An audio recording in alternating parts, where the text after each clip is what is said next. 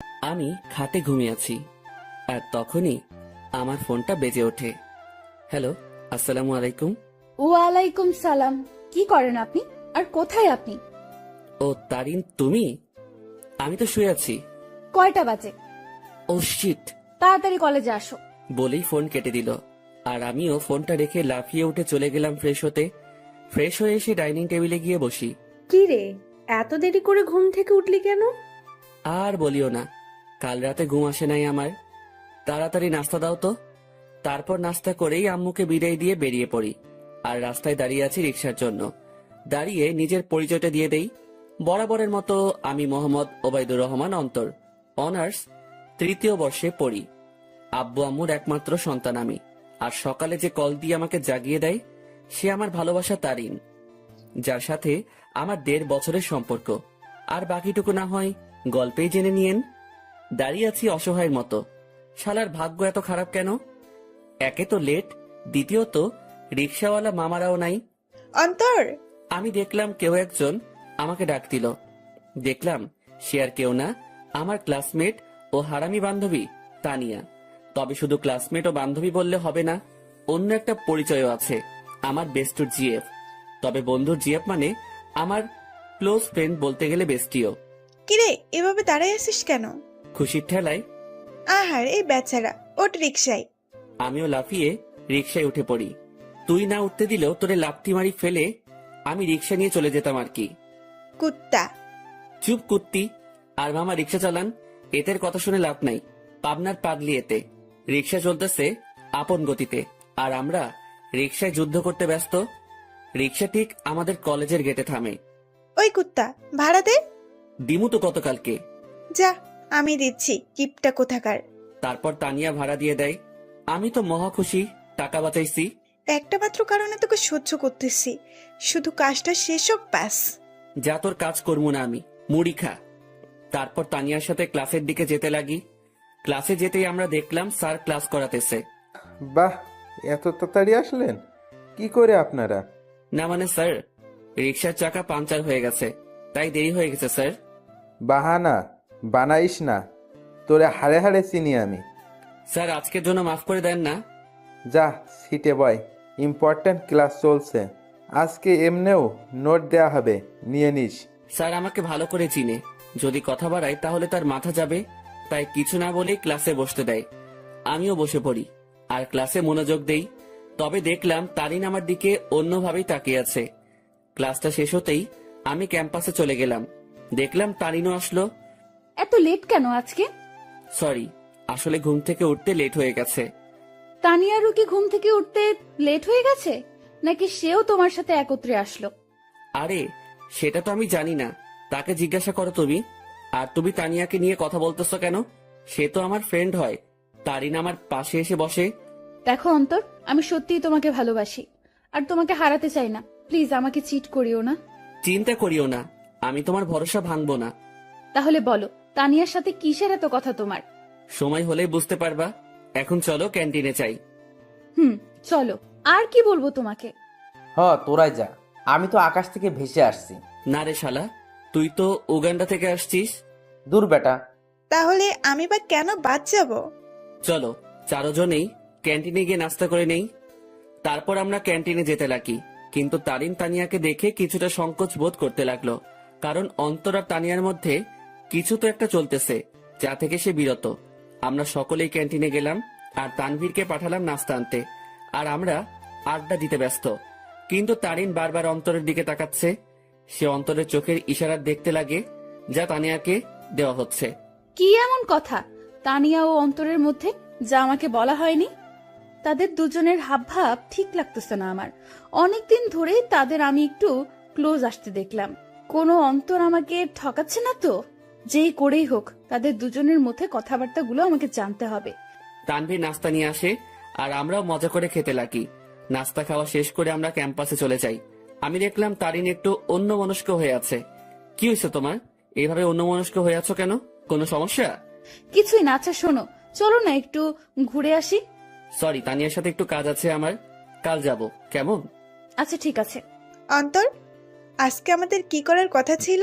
জানি, চলো। আচ্ছা এভরিবডি, ঠিক আছে, পরে কথা হবে। আমার আর অন্তরের একটা কাজ আছে। ঠিক আছে যাও। আর অন্তর সাবধান শালা। বেশি কথা বলবি তাহলে কিন্তু। আচ্ছা যা শালা মর্গা। আর তানিয়ার খেয়াল রাখবি। তারপর আমি আর তানিয়া বিদায় নিয়ে চলে গেলাম আমাদের কাছে। অন্যদিকে তানভীর, বল। অন্তর আর তানিয়ার দিকে খেয়াল করছিস তুই? কি হয়েছে তাদের? তাদের হাব ভাব দেখছিস তুই? দেখলাম তো। আমার থেকে তো কোনো কিছুই মনে হলো না। তোর থেকে মনে হবে কিভাবে? তোর বেস্টু বলে কথা। কিন্তু আমার থেকে তানিয়ার অন্তরের হাব ভাব ঠিক লাগছে না। এর উপর আমার পুরো বিশ্বাস আছে ও কোনোদিনও কোনো উল্টোপাল্টা কাজ করবে না। কিন্তু তানভীর, আমার না একটু তাদের হাব ভাব থেকে সন্দেহ হচ্ছে। তুই নেগেটিভভাবে ভাবছিস বলে তোর এমনটা লাগতেছে, কিন্তু পজিটিভলি ভাব, তাহলে দেখবি সব ঠিক লাগবে। কিন্তু তারিনের মনে এখনো অন্তরের প্রতি সন্দেহ আছে, কারণ তারিনকে না বলে সে তানিয়ার সাথে খুব ক্লোজলি ভাবে কথা বলতেছে। এইদিকে আমি আর তানিয়া শপিং মলে চলে আসলাম। আসলে আমাদের কিছু কেনাকাটা করতে হবে, তাই। তো কি কি কিনবি বল? লিস্ট ফুল রেডি করেই আনছি। তাহলে শুরু করে দে। আমরা আমাদের লিস্ট অনুযায়ী শপিং করতে ব্যস্ত। প্রায় আমাদের শপিং শেষ, আর তখনই তানিয়া ডাক দেয়। কিরে, ডাকতেছিস কেন? চল জেন্টস শপে যাব, একটা টি শার্ট নিব। আমার জন্য নিবি? হ, আমাকে পাগলা কুকুর পাইছে তো। আসলে তোরে পাগলা কুকুরে পাইছে? অন্তর, এটা কিন্তু বেশি হইতেছে। ও মা গো, টুরুলা। আচ্ছা চল। তারপর গেলাম টি শার্ট কিনতে। মানে তানিয়া কিনবে আর আমি দেখবো। কি কালার পছন্দ তানভীরের? আমি আর তানভীর প্রায় সেম কালার পছন্দ করি। বুঝছি, হাইরে চয়েস রে। তারপর তানিয়া ঘুরে ঘুরে দেখতে লাগলো আর কয়েকটা টি শার্ট নিয়ে আমার কাছে আসে। দেখ, এখান থেকে দুইটা সিলেক্ট করে দে। আমিও দুইটা টি শার্ট সিলেক্ট করে দেই, আর সেও কিনে নেই। চল, খিদা লাগছে, কিছু খাওয়াবি? চুপচাপ বাসায় গিয়ে খেয়ে নিস। এমনিও টাকা আছে কিনা জানি না। চুপ কিপটা, তোর জন্যই তো আমি শপিং মলে আসছি, আর তোর জন্যই তো শপিং করলাম। এখন কিপটামি করিস না, চল রেস্টুরেন্টে।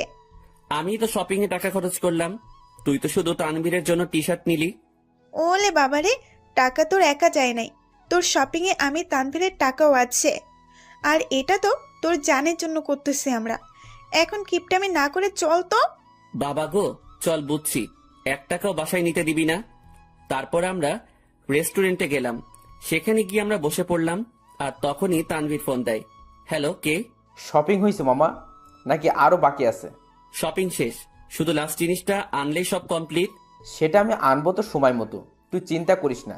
আচ্ছা, তারিন কি চলে গেছে? তবে মামা, তোকে আর তানিয়াকে সন্দেহের নজরে দেখতেছে। বলতেছে তোর আর তানিয়ার মধ্যে নাকি কিছু চলতেছে। হ, তাও তার জন্যই। তো কি করিস? আমি কি করবো? যা করার তোর তানিয়া করতেছে। আমারে লুটতেছে রে মামা। আজ যদি তানিয়ার সাথে ব্রেকআপ করতি, তাহলে এই দিন দেখতে হতো না আমার।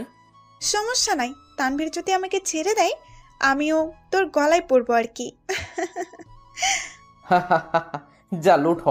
আচ্ছা, খাওয়া দাওয়া করে নিয়ে জিনিস সহ তানিয়াকে বাড়ি দিয়ে আসিস। ভাই, তুই এসে নিয়ে যা না। সাথে সাথে তানিয়া আমার থেকে ফোন কেড়ে নিল আর শুরু করে দিল তাদের প্রেম আলাপ। আর আমি বেচারা আমারটার জন্য মরতেছি। তানিয়া তানভীরের কথা শেষ, আর আমাদেরও খাবার চলে আসে। অন্যদিকে তারিন ও তার কিছু বান্ধবীদের নিয়ে একই রেস্টুরেন্টে আসে, যেখানে অন্তর ও তানিয়া উপস্থিত। তারিন, দেখ তো, এটা অন্তর ভাইয়া না? তারিন অন্তরকে তানিয়ার সাথে দেখে প্রায় অবাক হয়ে গেল।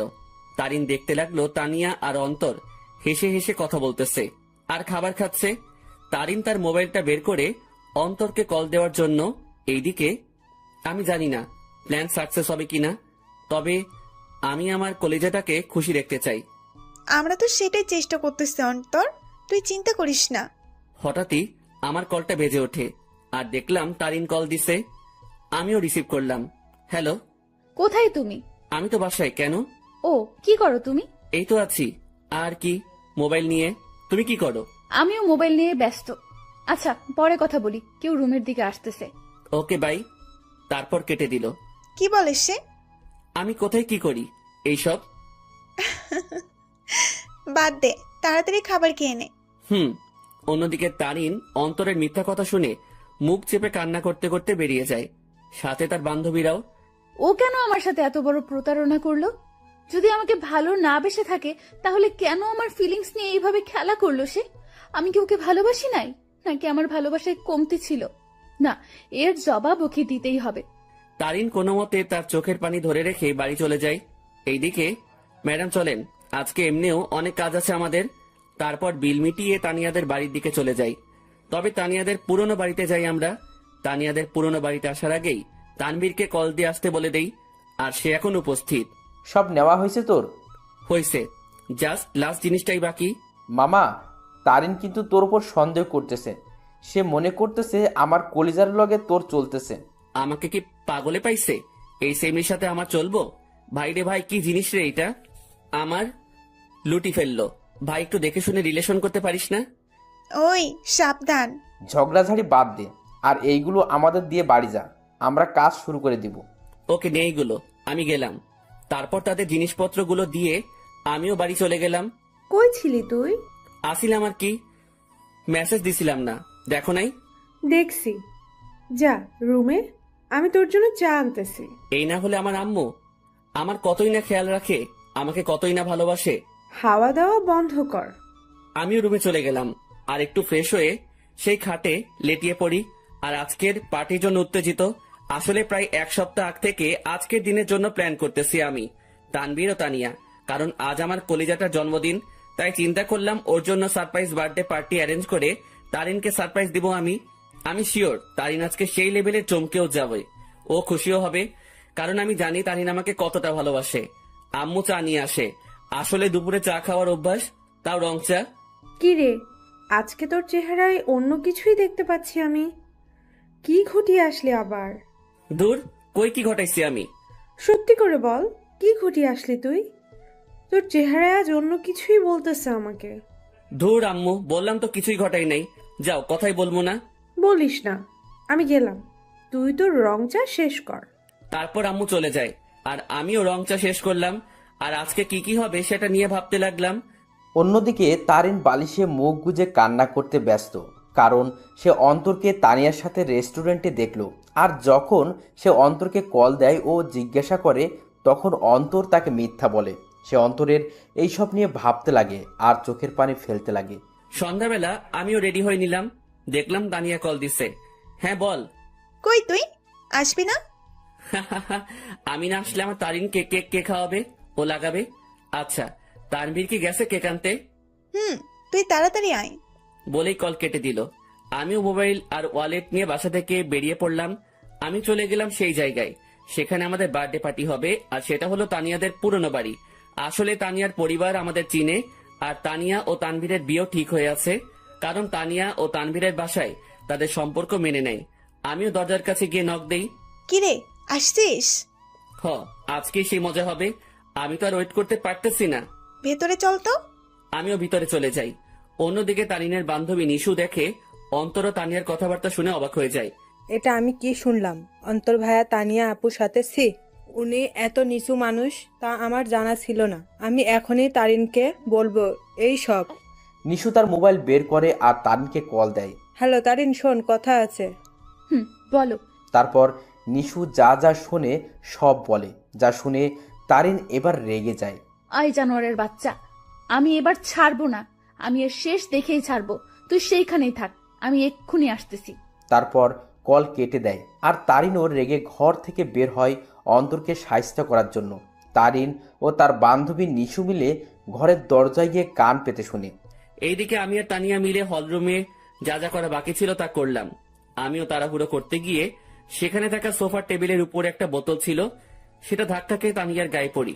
আউ! সরি। এত তাড়াহুড়ার কি আছে, আস্তে আস্তে কর। ওকে। অন্যদিকে তারিন তাদের কথাগুলো শুনে মুখ চেপে কান্না করতে লাগলো।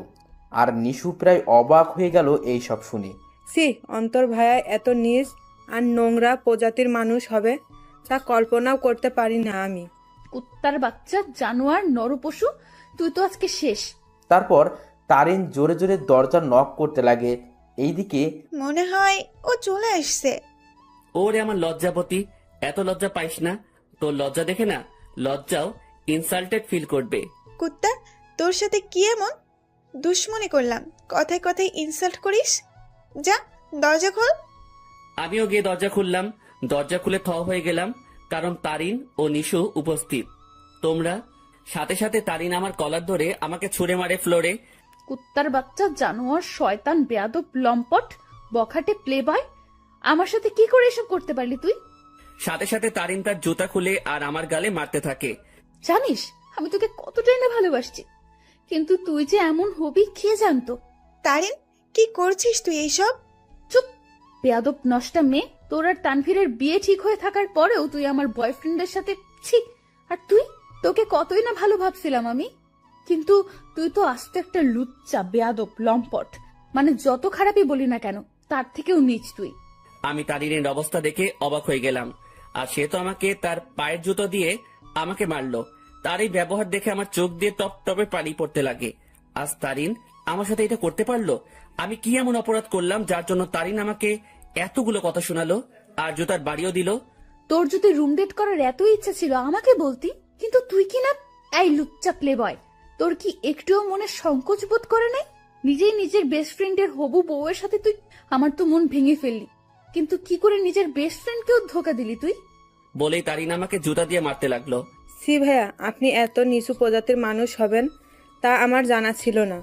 আপনি জানেন তারিন সবসময় আপনাকে নিয়ে কথা বলতো, সবসময় আপনাকে নিয়ে কতই না স্বপ্ন ছিল তার, কিন্তু আপনি কি না।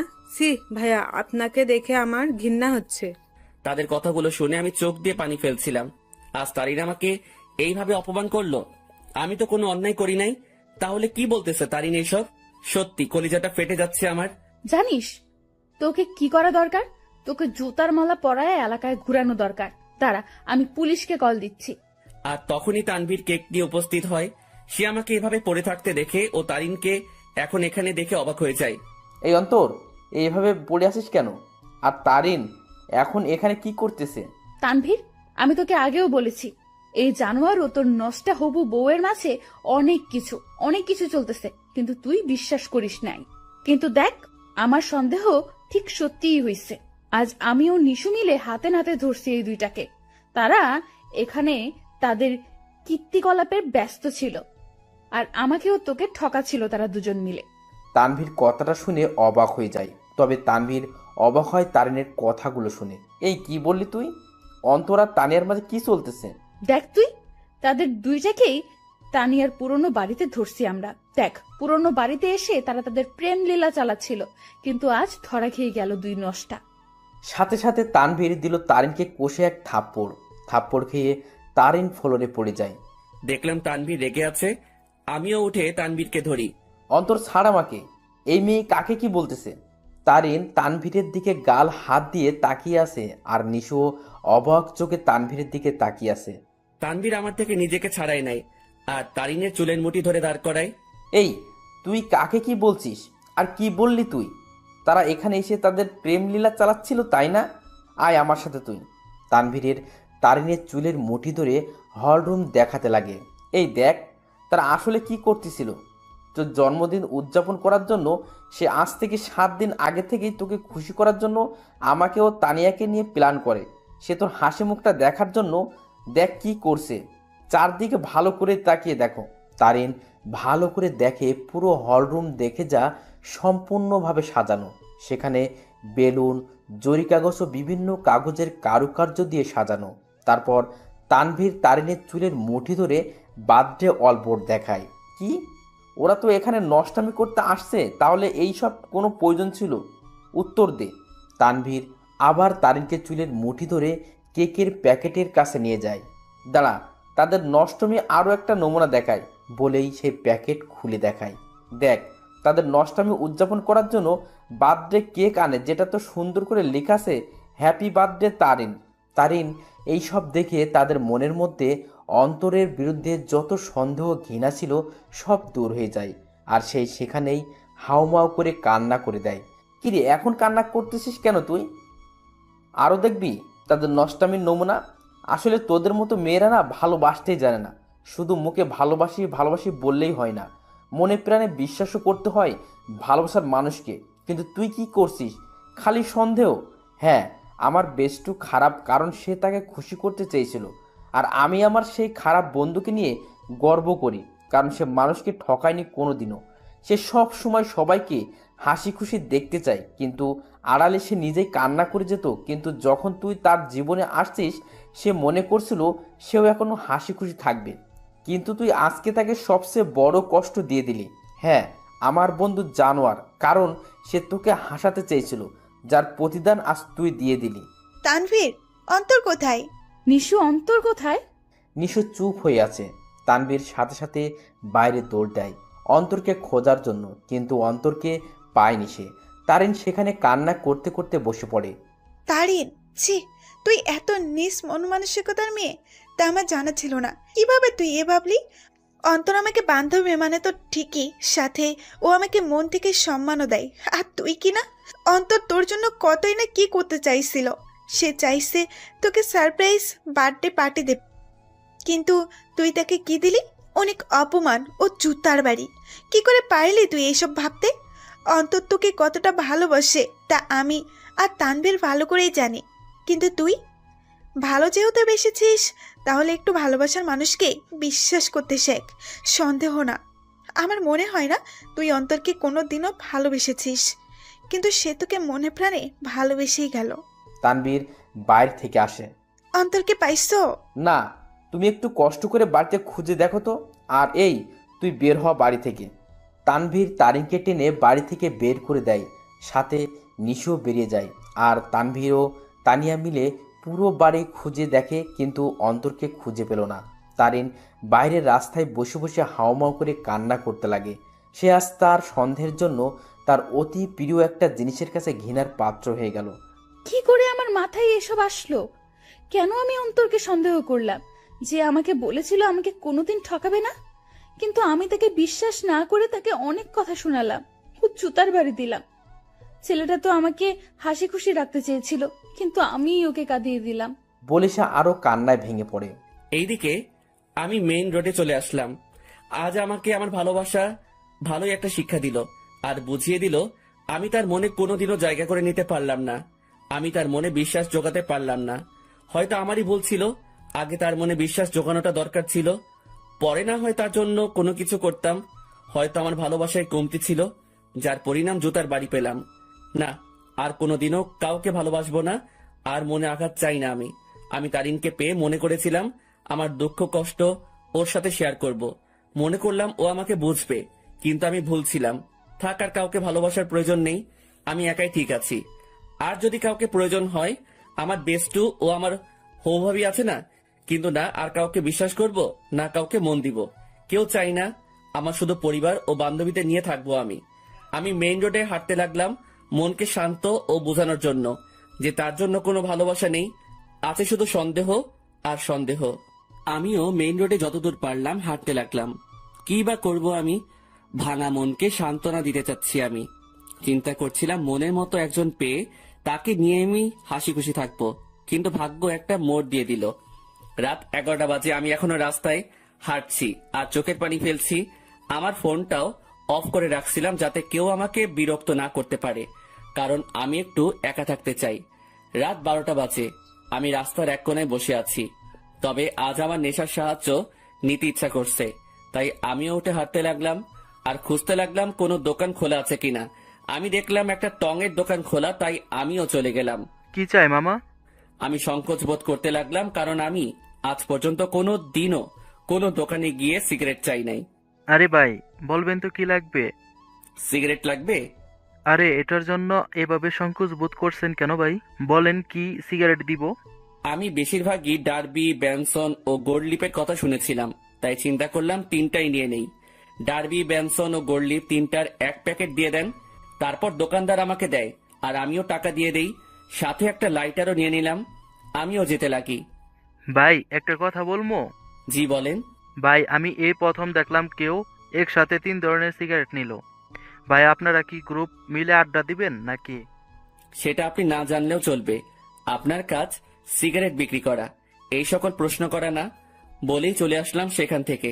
তারপর আমিও আবারও মেইন রোডে গিয়ে সিগারেট ধরালাম। হাতে সিগারেট খাবো কি খাবো না তা ভাবতে লাগলাম। পরে এইসব ভাবনা চিন্তা বাদ দিয়ে সোজা খাওয়া শুরু করে দিলাম। প্রথমে একটু কষ্ট লাগলেও পরে ঠিক লাগতে লাগলো। প্রথমে গোল্ডলিপ, এরপর ব্যানসন, এরপর ডার্বি খেলাম। একটা শেষ হতেই অন্য একটা ধরিয়ে দিলাম। এভাবে 3 প্যাকেটই প্রায় শেষ, শুধু ডার্বির 4টা সিগারেট বাকি আছে। দেখলাম 1টা বাজে। পরে মনে পড়লো বাসার কথা, তাই মোবাইলটা অন করলাম। অন করতেই আম্মু আব্বুর প্রায় 150-র উপরে SMS এবং সাথে সাথে আব্বুর ফোন। কি রে, কই তুই? ফোন বন্ধ কেন তোর? আরে মোবাইল হঠাৎই বন্ধ হয়ে যায়, এতে আমার দোষ কোথায়? কি রে, তুই রেগে আছিস কেন? কি হয়েছে? আমার ইচ্ছা, আমার লাইফ, আমি যা খুশি করব। ফোনটা রাখো, আর আমি পরে আসবো, একটা পার্টিতে আছি, বাই। বলেই কল কেটে দিলাম। এরপর বাকি যে সিগারেটগুলো ছিল সেগুলো একটার পর একটা শেষ করলাম।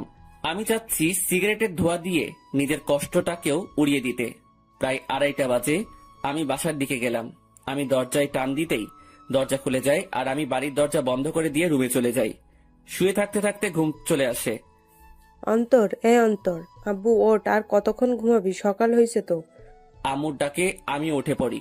এইভাবে কি দেখো তুমি? তোর চোখ লাল হয়ে আছে কেন? ধুর, বোকার মতো কথা বলিও না তো। কাল রাতে আসলাম কয়টায়, আমি ভালো করে ঘুমাতে পারি নাই তো, তাই। আমিও উঠে বাথরুমে ফ্রেশ হতে চলে যাই। সেখানে আমি আয়নায় আমার চোখগুলো দেখতে লাগলাম। আসলে আমার চোখগুলো লাল হয়ে আছে, তবে একটু ভয়ঙ্কর লাগতেছে দেখতে। এখন আমার চোখগুলো দেখলে মনে হবে আমি কোনো এক নরপশু হিংস্র হয়ে আছি, আর শিকার পেলে সোজা গিলে ফেলবো। আমি খেয়াল করলাম আমার গায়ের থেকে সিগারেটের গন্ধ আসতেছে, তাই পকেটে যা যা ছিল সব বের করে এক সাইডে রেখে সেই অবস্থায় গোসল করে নিলাম। তারপর রুমে গিয়ে একটা টি শার্ট ও প্যান্ট নিয়ে আবার বাথরুমে চলে গেলাম আর চেঞ্জ করে নিলাম। এরপর আমি আমার রুমে আয়নার সামনে গেলাম।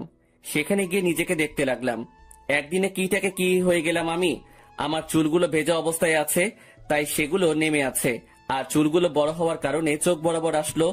তবে সেই অবস্থায় নিজেকে দেখলাম আর নিজেই প্রায় ভয় পেয়ে গেলাম, কারণ আমার চুল ও চোখের জন্য একটা কি বলবো ভাই, বাদ দেন। আমিও ডাইনিং রুমে চলে গেলাম। দেখলাম আব্বুও উপস্থিত। আমিও টেবিলে বসলাম। কি রে, কাল রাতে কই ছিলি? একটা ফ্রেন্ডের বাসায় বার্থডে পার্টিতে ছিলাম। আমাদের একটু বলে যাইতি, ভালো হইতো। আমাদের কি চিন্তা হয় না তোর জন্য? সাথে সাথে টেবিলের উপর থেকে একটা গ্লাস নিয়ে ফ্লোরে আছাড় মেরে ভেঙে ফেলি। আমাকে পাইছোটা কি তোমরা? আমি কি মেয়ে নাকি যে আমাকে নিয়ে চিন্তা হয়? যদি এতই চিন্তা হয় তাহলে কেন বাইরের দুনিয়া দেখাইছো আমাকে? ঘরে আটকায় রাখলেই হইতো।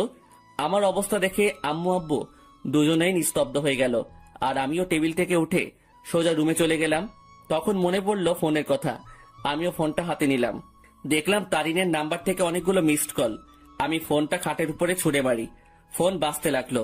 দেখলাম আননোন নাম্বার থেকে কল আসছে। আমিও রিসিভ করলাম। হ্যালো, আসসালামু আলাইকুম, কে বলছেন? হ্যালো, কোথায় তুমি? কলেজে আসো নাই কেন? দেখো, দোহাই লাগে, একটিবার দেখা করো আমার সাথে। ওই আমাকে পাইছিস কি তুই? যখন ইচ্ছা কষ্ট দিবি, যখন ইচ্ছা পিরিত দেখাবি, তাই না? আর কোনো দিনও আমাকে কল দিবি না। তোর মতো ভালো মেয়ের সাথে আমার মতো লুচ্চা নষ্টা প্লে বয়ের কথা বলা উচিত না। রাখ ফোন। বলে কল কেটে দিলাম আর মোবাইলটা খাটে ছুঁড়ে ফেলি। লাগবে না কারো ভালোবাসা আমার, একাই ঠিক আছি আমি। অনেক কষ্ট দিয়ে এখন আলগা পিরিত দেখাইতে আসছে। না, এই সিমটাই ভেঙে ফেলবো আমি। না থাকবে সিম, না হবে কন্ট্রাক্ট। আমি মোবাইলটা হাতে নিয়ে তা খুলে সিম নিয়ে নেই আর সেটা ভেঙে ফেলি, আর খাটে শুয়ে পড়ি চোখটা বন্ধ করে। হঠাৎই কেউ একজন আমার মাথায় হাত বুলিয়ে দিতে লাগে। আমিও চোখ খুলে দেখি আম্মু মাথায় হাত বুলিয়ে দিচ্ছে। কি রে আব্বু, কি হয়েছে তোর? একটু বলতো আমাকে। কিছু হয় নাই আমার। আচ্ছা, দেখি আমি নাস্তা খাইয়ে দিই। আচ্ছা দাও। তারপর দেখলাম আম্মু নাস্তা নিয়েই আমার রুমে আসে আর প্লেট নিয়ে আমাকে খাওয়াই দিতে লাগে। আচ্ছা শোন, তোর নানু কল দিছিল, এক কাজ কর, তুই কয়েকদিন সেখান থেকে ঘুরে আয় না। আচ্ছা ঠিক আছে, যাব। ঠিক আছে, আজই চলে যা, তাহলে ভালো হবে। ঠিক আছে। আম্মু আমাকে নাস্তা খাওয়াই দিয়ে চলে যায়, আর আমিও চিন্তা করলাম আমার উপর এমনিও অনেক কিছুই গেছে, তাই একটু রিফ্রেশমেন্টের প্রয়োজন, তাই যাওয়াই উচিত। আমিও আমার ব্যাগ গুছিয়ে নিলাম। দেখলাম সকাল 11টা বাজে। আমি ব্যাগ নিয়ে রুম থেকে বেরিয়ে পড়লাম। আম্মু আব্বুর থেকে বিদায় নিয়ে আমি চলে গেলাম বাস স্টেশনে। আমিও টিকিট কাউন্টারে যেতেই শক খেয়ে গেলাম। কি রে, এখন কোথায় যাস? আমি কি বলবো বুঝতে পারতেছি না, কারণ আমার সামনে তানভীর দাঁড়িয়ে আছে। শালা তুই তুই এখানে কি করতেছিস? শালা আমাকে একা করে কই যাচ্ছিস? আর ফোন বন্ধ কেন তোর? এমনি। এখন তুই এখানে কেন? আর কই যাচ্ছিস তুই? যাইতেছি আর কি, বেস্টুর নানার বাড়ি। মানে আমি তুই একই জায়গায় যাচ্ছে মামা। এবার কথা বলিস না, টিকিট নে। আমি আর কোনো কথা না বলে টিকিট নিতে গেলাম, কিন্তু প্রশ্ন হলো এই হারামি কি করে জানলো আমি যে এলাকা ছাড়তেছি? জি, 2টা টিকিট দেন তো জায়গার জন্য। নিয়ে নি, পরের বাস দেরি আছে। ঠিক আছে, দেন তাহলে। আমি 2টা টিকিট নিয়ে নিলাম, কিন্তু আমরা দুজন দু প্রান্তে বসতে হবে। আমরা বাসে উঠলাম।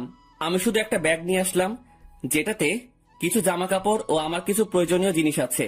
আমি আবার সিটে বসলাম। যাক ভালোই, আমাকে জানালার পাশ দেওয়া হয়েছে। এবার প্রকৃতি উপভোগ করতে করতে নানার বাড়ি যাওয়া যাবে।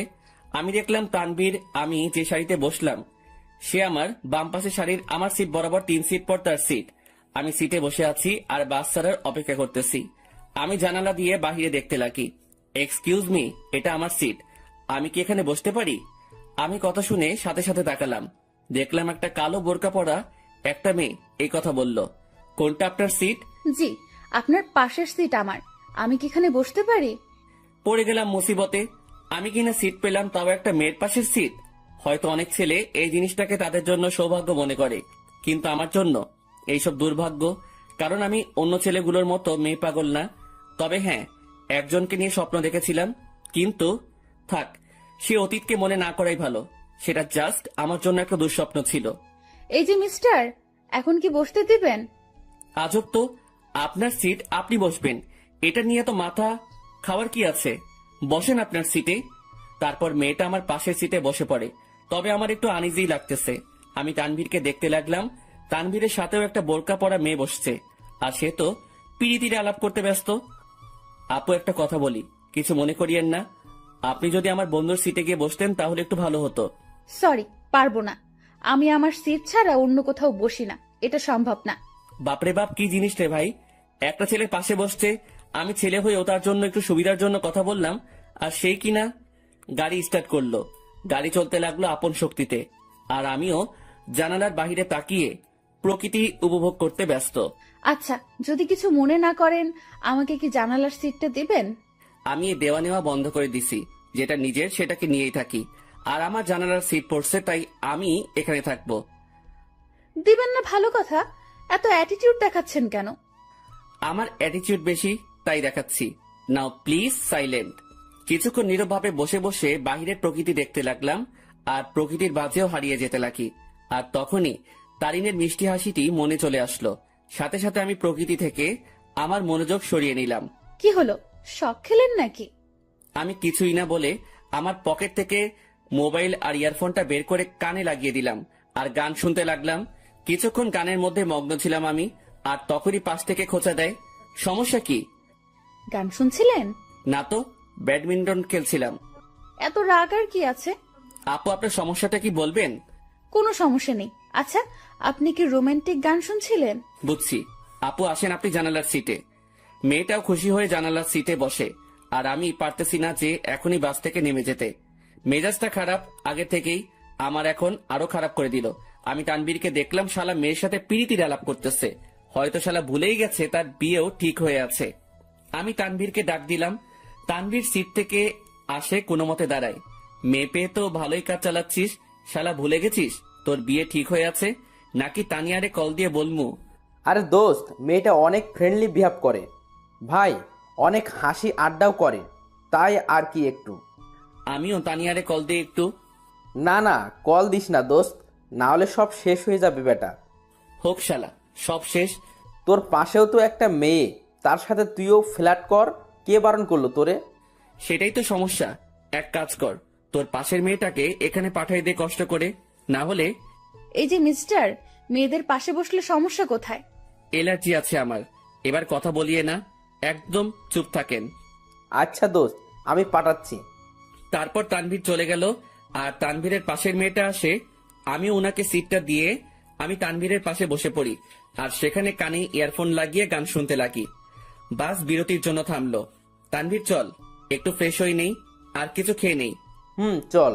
তারপর আমরা বাস থেকে নামলাম, আর একটু হালকা হয়ে নিলাম। তারপর দুজনেই খাবার খেয়ে নিলাম। তবে টেবিল থেকে উঠতেই ঠিক আমার পিছন বরাবর টেবিলে সেই 2টা মেয়ে উপস্থিত। আমি তাদের দেখেও না দেখার ভান করে চলে গেলাম হাত ধুতে। তারপর হাত ধোয়া আমি তানভীরের কাছে গেলাম। তুই খা, আমি বিল দিয়ে দেই। না, বিল দিস না, আমি দিব। তুই কেন দিবি? তুই আমার সাথে আসছিস, তাই তোর বিল আমি দিব। মামা, বেইমানি হবে কিন্তু। যা যা, তুই দে, এমনিও কিপটা তুই, দে শালা। তারপর তানভীর খেয়ে বিল দিল। আর কিছু খাবার নিয়ে নিল। আমরা বাসে উঠে যাই আর আমাদের আসার পরেই সেই মেয়ে দুইটাও আসে। কিছুক্ষণ পরে বাসটা ছেড়ে দেয় আর আমিও কানে ইয়ারফোন দিয়ে গান শুনতে লাগি।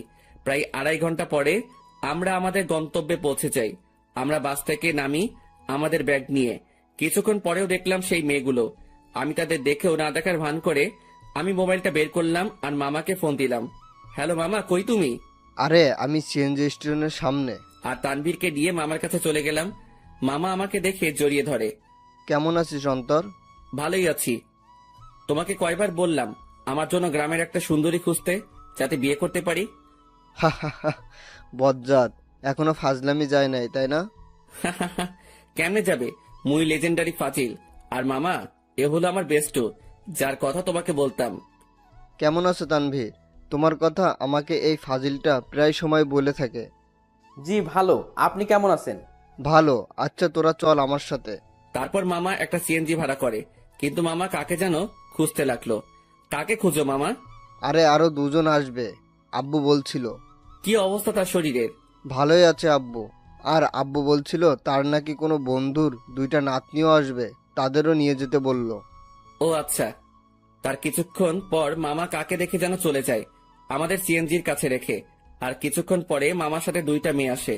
তাদের দেখে আমি অবাক হয়ে গেলাম, কারণ এরা হলো সেই মেয়েগুলো যেগুলো আমাদের সাথে বসেছিল। আমি অবাক চোখে দেখতে লাগলাম। তোরা ওঠ, আমি বাইকে যাই। মামা বাইক আনছো? কেন? মামা তুমি সিএনজি করে চলে যাও, আমি বাইক নিয়ে আসতেছি। ভুলেও না। প্লিজ মামা, অনেকদিন পরে বাইক পাইলাম। কাল চালাস। আর কিছু বললাম না, কারণ মামার সাথে কথা বাড়াই লাভ নাই। আমি আর তানবীর সিএনজিতে উঠে পড়ি, আর পিছে সেই 2টা মেয়েই মজা করে বসে পড়ে। তারপর সিএনজি চলতে লাগে তার আপন গতিতে। আমিও গ্রামের পরিবেশ উপভোগ করতে করতে যেতে লাগি। মামা তার বাইক নিয়ে চলে যায়। আমরা আমার নানার বাড়ি পৌঁছে যাই। আমি দেখলাম নানা ভাই দরজায় দাঁড়ায় আছে। আমি নানা ভাইয়ের কাছে গেলাম আর নানা ভাইকে সালাম করলাম। নানা ভাই, কেমন আছিস? তারপর নানা ভাই আমাকে জড়িয়ে ধরে। আমি তো ভালোই আছি, তবে তোমার খবর জিজ্ঞাসা করবো না, কারণ তোমাকে দেখে পাওয়ারফুল মানুষ মনে হচ্ছে। কি মনে করিস? আমার অনেক শক্তি বলেই তো 80 বছরে বেঁচে আছি। কিন্তু নানা ভাই, আমি তো শুনছি ভালো মানুষ তাড়াতাড়ি মরে, আর শয়তান নাকি অনেক বছর বাঁচে। চুপ বেটা, ভিতরে যা। আমাদের ধমকায় লাভ নাই নানা ভাই। তারপর তানভীরকে আমার কাছে ডাক দিলাম। নানা ভাই, আমার বন্ধু তানভীর, ও আমার সাথে আসছে। আসসালামু আলাইকুম। ওয়ালাইকুম আসসালাম। আমার বজ্জাত নাতিটা আমাকে নানা ভাইকে ডাকে, তুমিও আমাকে নানা ভাই ডাকতে পারো। জি আচ্ছা। মানিক, অন্তর তোর বন্ধুকে তাদের রুম দেখিয়ে দে। আচ্ছা আব্বু, তোরা আয় আমার সাথে। আমরা 2 জন মামার সাথে যেতে লাগি। আসলে নানাদের বাড়িটা বলতে গেলে বড় একতলা বিল্ডিং, যেটা একটু বড় করে বানানো হয়। মামা আমাদের একটা রুমে নিয়ে যায়। এটা তোদের রুম। আর তানভীর, তুমি আমাকে মামা ডাকতে পারো, অন্তর যেমনটা ডাকে আর কি। মামা না, এখন থেকে মামু ডাক মনে। আস্তে আস্তে শুরু করে দিলে। দাঁড়া, তোরে বিয়েটা করায়ে দিয়ে তোর বউয়ের হাতে তোরে শায়েস্তা করবো আমি। আগে নিজের গদি সামলাও। লাস্ট টাইম মামিকে দিয়ে কি করছিলাম মনে আছে নাকি? এবার আগের বারের থেকেও ডাবল হবে। তোরা ফ্রেশ হয়ে হলরুমে আয়, আমি গেলাম। কিরে ভাই, তুই তোর মামারে থ্রেট দিস? আরে বেটা, আসলে আমাদের পরিবারটা একদম ফ্রেন্ডলি, তাই সবার সাথে হাসি মজা করেই থাকি। তোর মতো আমি একটা পরিবার পাইলে হইতো। আমার পরিবার মানে তোরও পরিবার বেটা। এখন কথা না বলে ফ্রেশ হয়ে নে। তারপর তানভীর ফ্রেশ হয়ে নিল। এরপর আমিও ফ্রেশ হয়ে নেই, আর দুজনেই হল রুমে যাই। সেখানে আমার মামাতো ভাই শান্ত বসে বসে মামা ও নানা ভাইয়ের সাথে কথা বলতেছে। কিরে শান্ত, কি অবস্থা তোর? শান্ত আমাকে দেখে আমার কাছে চলে আসে। সে 9-এ পড়ে। অন্তর ভাইয়া, কি খবর তোমার? কেমন আছো? ভালো আছি, কিন্তু তোর থেকে আমি এটা আশা করিনি। আমি আবার কি করলাম? তুই নাকি গোপনে বিয়ে করে ফেলছিস। দূর ভাইয়া, কি বলো এইসব তুমি? আমার কথা একটু ভাবলি না? আমি তোর থেকে কত বড়, অথচ বিয়ের দিক দিয়ে ছোট বানাই দিলি। কেমনে পারলি এটা করতে তুই? তোর তো বলছিলাম আমার জন্য মেয়ে খুঁজতে, আর তুই কি না, কাজটা ভালো করিস নাই তুই। দূর ভাইয়া, কে বলেছে তোমারে আমি বিয়ে করছি? আমার বিয়ের বয়স হয়েছে নাকি? আজকালকার পোলাপানগুলো বিশ্বাস নাই, বড় ভাইরে রেখে তারাই গোপনে কাজ সেরে ফেলে। আল্লাহ কোন যুগে আনলা তুমি আমারে? তোদের কথাবার্তা শেষ হলে নাস্তা কর। ও মামি, তোমার জামাই আমাকে বাস স্টেশনে মারছে। নাউজুবিল্লা, কিরে বেটা, আমি তোরে কই মারলাম? এই, তুমি অন্তরের গায়ে হাত দিছো? অন্তর আসতে না আসতেই কি মামারে এভাবে মারবি নাকি? তোর জ্বালায় আর বাঁচবো না আমি। আব্বুরে আগেই বলছিলাম এই শয়তানটা যদি আসে আগেই আমাকে বলে দিতে, যাতে বনবাসে ভাগতে পারে। মামার কথা শুনে সবাই হেসে দিল। নানা ভাই, নানু কই? কি আমার উপর রাগ নাকি নানু? হ্যাঁ, তার আদরের ছেলেরে কষ্ট দিবি আর সেই মনে হয় তোরে এমনি এমনি ছাড়ি দিব? কিছু মনে হয় বলতে হবে। তো নানু তার রুমে, আসলে শরীর একটু অসুস্থ তো, তাই রুম থেকে কম বের হয়। আচ্ছা, তাহলে আমি দেখা করে আসি। তারপর আমি নানুর রুমের দিকে যেতে লাগি। নানুর রুমের দিকে যেতেই আমি কিছু কথাবার্তা শুনতে পেলাম। নানু, আমি অনেক বড় ভুল করে ফেলেছি নানু। এখন ও আমাকে দুই চোখেই দেখতে পারে না। তুমি চিন্তা করিও না, আমাকে নানু ডাকছো না, আমি সব সামলে নিব, তুমি কান্না থামাও। আমি বুঝতে পারলাম নানুর রুমে অন্য কোনো মহিলা বা মেয়ে আছে, তবুও এটা ফ্যাক্ট না আমার জন্য। আমি যেহেতু আসছি তাই দেখা করবই, কারণ নানু আমাকে ইগনোর করবে না। তার কাছে আমি আগে, বাকি সবাই পরে। নানু, দরজা খুলে চাই। আর দেখলাম নানু দরজা খুলে নানু আমাকে জড়িয়ে ধরে। কেমন আছো নানু? ভালো, তুই কেমন আছিস? আমি তো ভালোই। আয় ভিতরে আয়। আমি নানুর সাথে ভিতরে গেলাম। আমি ভিতরে যেতেই দেখলাম আমাদের সাথে বোরকা পরা যে দুইটা মেয়ে আসছিল তারা রুমে উপস্থিত। নানু ভাই, বয় তুই। বোরকা পরা দুটো মেয়ে বলল, আচ্ছা নানু, আমরা যাই, পরে কথা বলবো আপনার সাথে। ঠিক আছে, যাও, আর চিন্তা করিও না, আমি সামলে নেব, কান্না করিও না, কেমন? তারপর রুমে থাকা দুইটা মেয়েই চলে যায়। নানু মেয়েগুলোকে আর কান্নাকাটি করতেছিল কেন? আর বলিস না, একটু পারিবারিক সমস্যা, তাই আর কি। তো নানু ভাই, অবশেষে তোকে দেখলাম আমি, এবার শান্তিতেই মরতে পারবো আমি। নানু, কি উল্টাপাল্টা কথা বলো তুমি? এই সব বলা বাদ দাও তো। আচ্ছা নানু ভাই, বাদ দিলাম, এখন এটা বল, কেমন আছিস? আমি তো ভালোই আছি। তা তো দেখতেই পারতেছি, মনে অনেক কষ্ট নিয়ে সকলের সামনে ভালো আছিস দেখছি। মানে? কিছু না, বাদ দে। আমি নানুর সাথে নানুর রুমেই অনেকক্ষণ যাবৎ কথা বলি। অন্তর, একটা কথা শোন। জি নানু, বলো।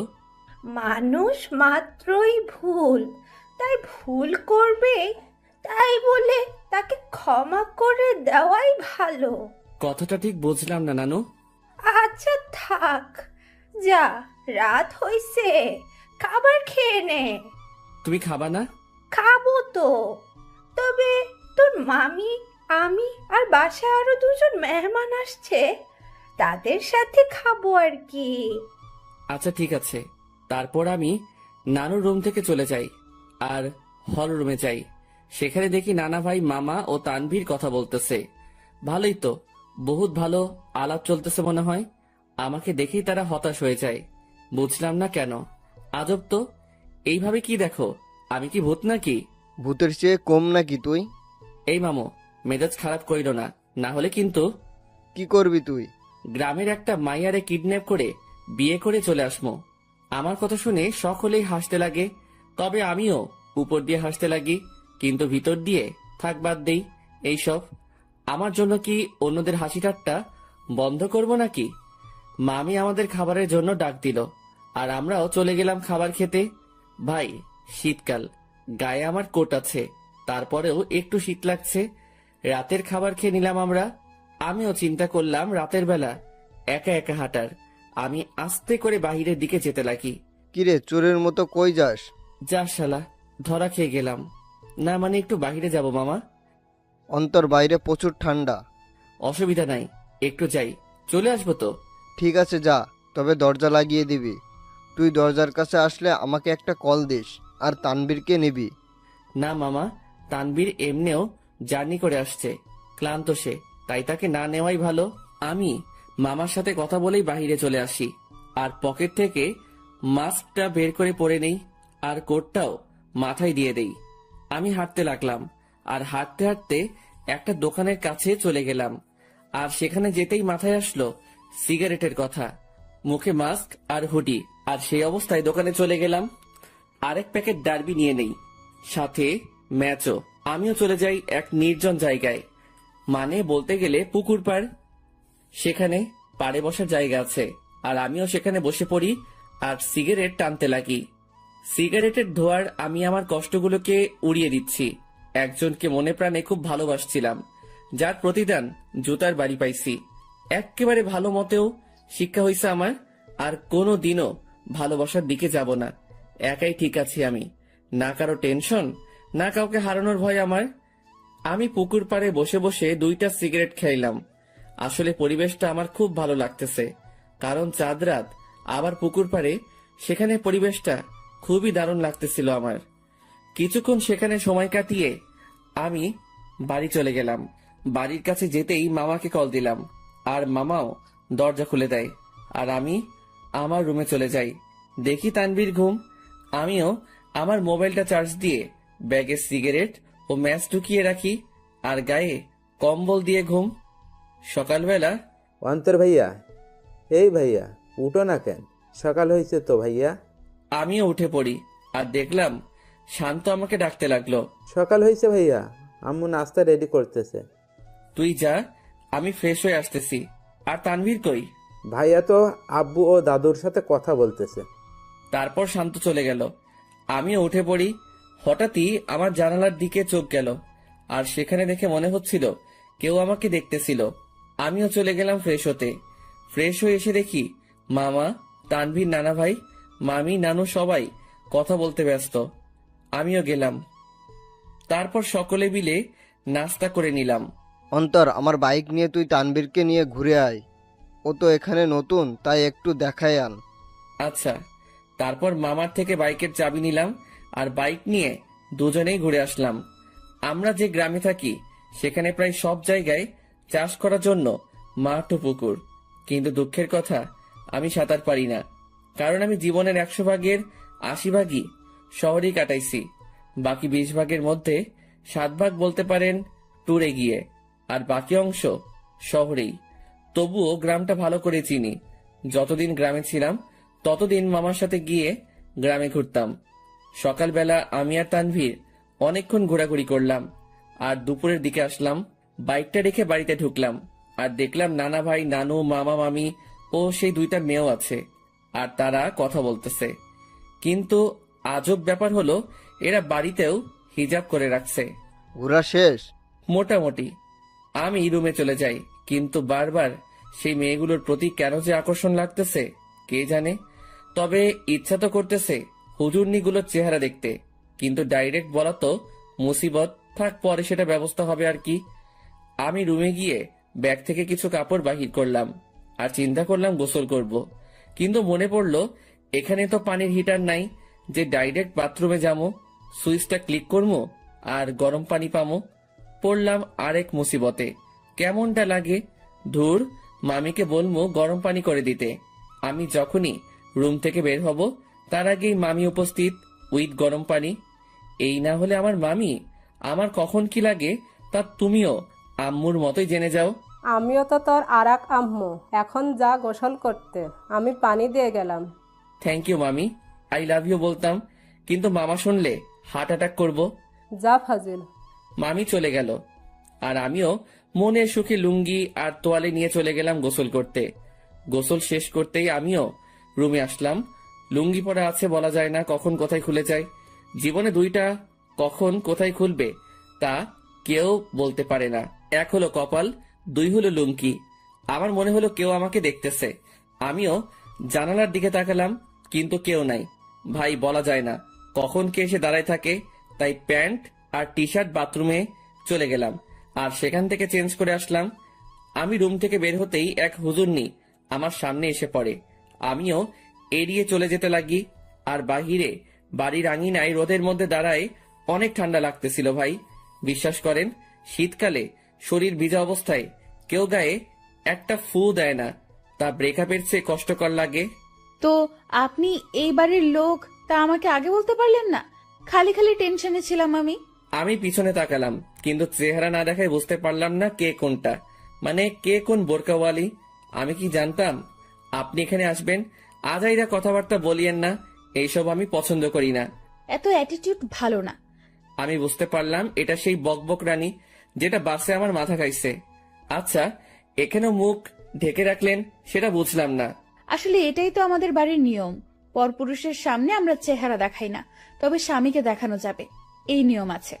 আচ্ছা, আপনি কি ম্যারিড? না, আপনি? আমি ম্যারিড। তো আপনার ওয়াইফকে না আনবেন? বন্ধুকে আনলেন কেন? ও ওর বাবার বাড়িতে গেছে। তবে একটা জিনিস আমি খেয়াল করলাম, মেয়েটা এমন ভাবে কথা বলতেছে মনে হয় সে আমার সম্পর্কে জানে, ও আমাকে চিনে। তাছাড়াও তার ভয়েসটা একটু একটু মাথা খাচ্ছে আমার। আচ্ছা, আপনি থাকেন কোথায়? সরি, বলা যাবে না। আচ্ছা, লাগবে না। আমি খেয়াল করলাম মেয়েটা আমার সাথে কথা বলতেছে তো ঠিকই, মানে তার কথার মধ্যে আমি অন্য একরকম কিছু পাচ্ছি। মামি আসে আর আমাদের খাবারের জন্য ডাক দেয়। আমিও চলে যাই। সেখানে দেখি মামা, তানভীর, নানা ভাই উপস্থিত ও তারা বসে বসে কথা বলতেছে। কিসের এত আলাপ তোমাদের? মনে হয় কোনো বড় ধরনের গন্ডগোল পাকানোর প্ল্যান চলতেছে তোমাদের। বিয়ের? কি? কার বিয়ে? কখন? কোথায়? কোন টাইমে? দাওয়াত দিছে তো? আমি কিন্তু যাবো। শালা তোর অভ্যাস চেঞ্জ হইল না।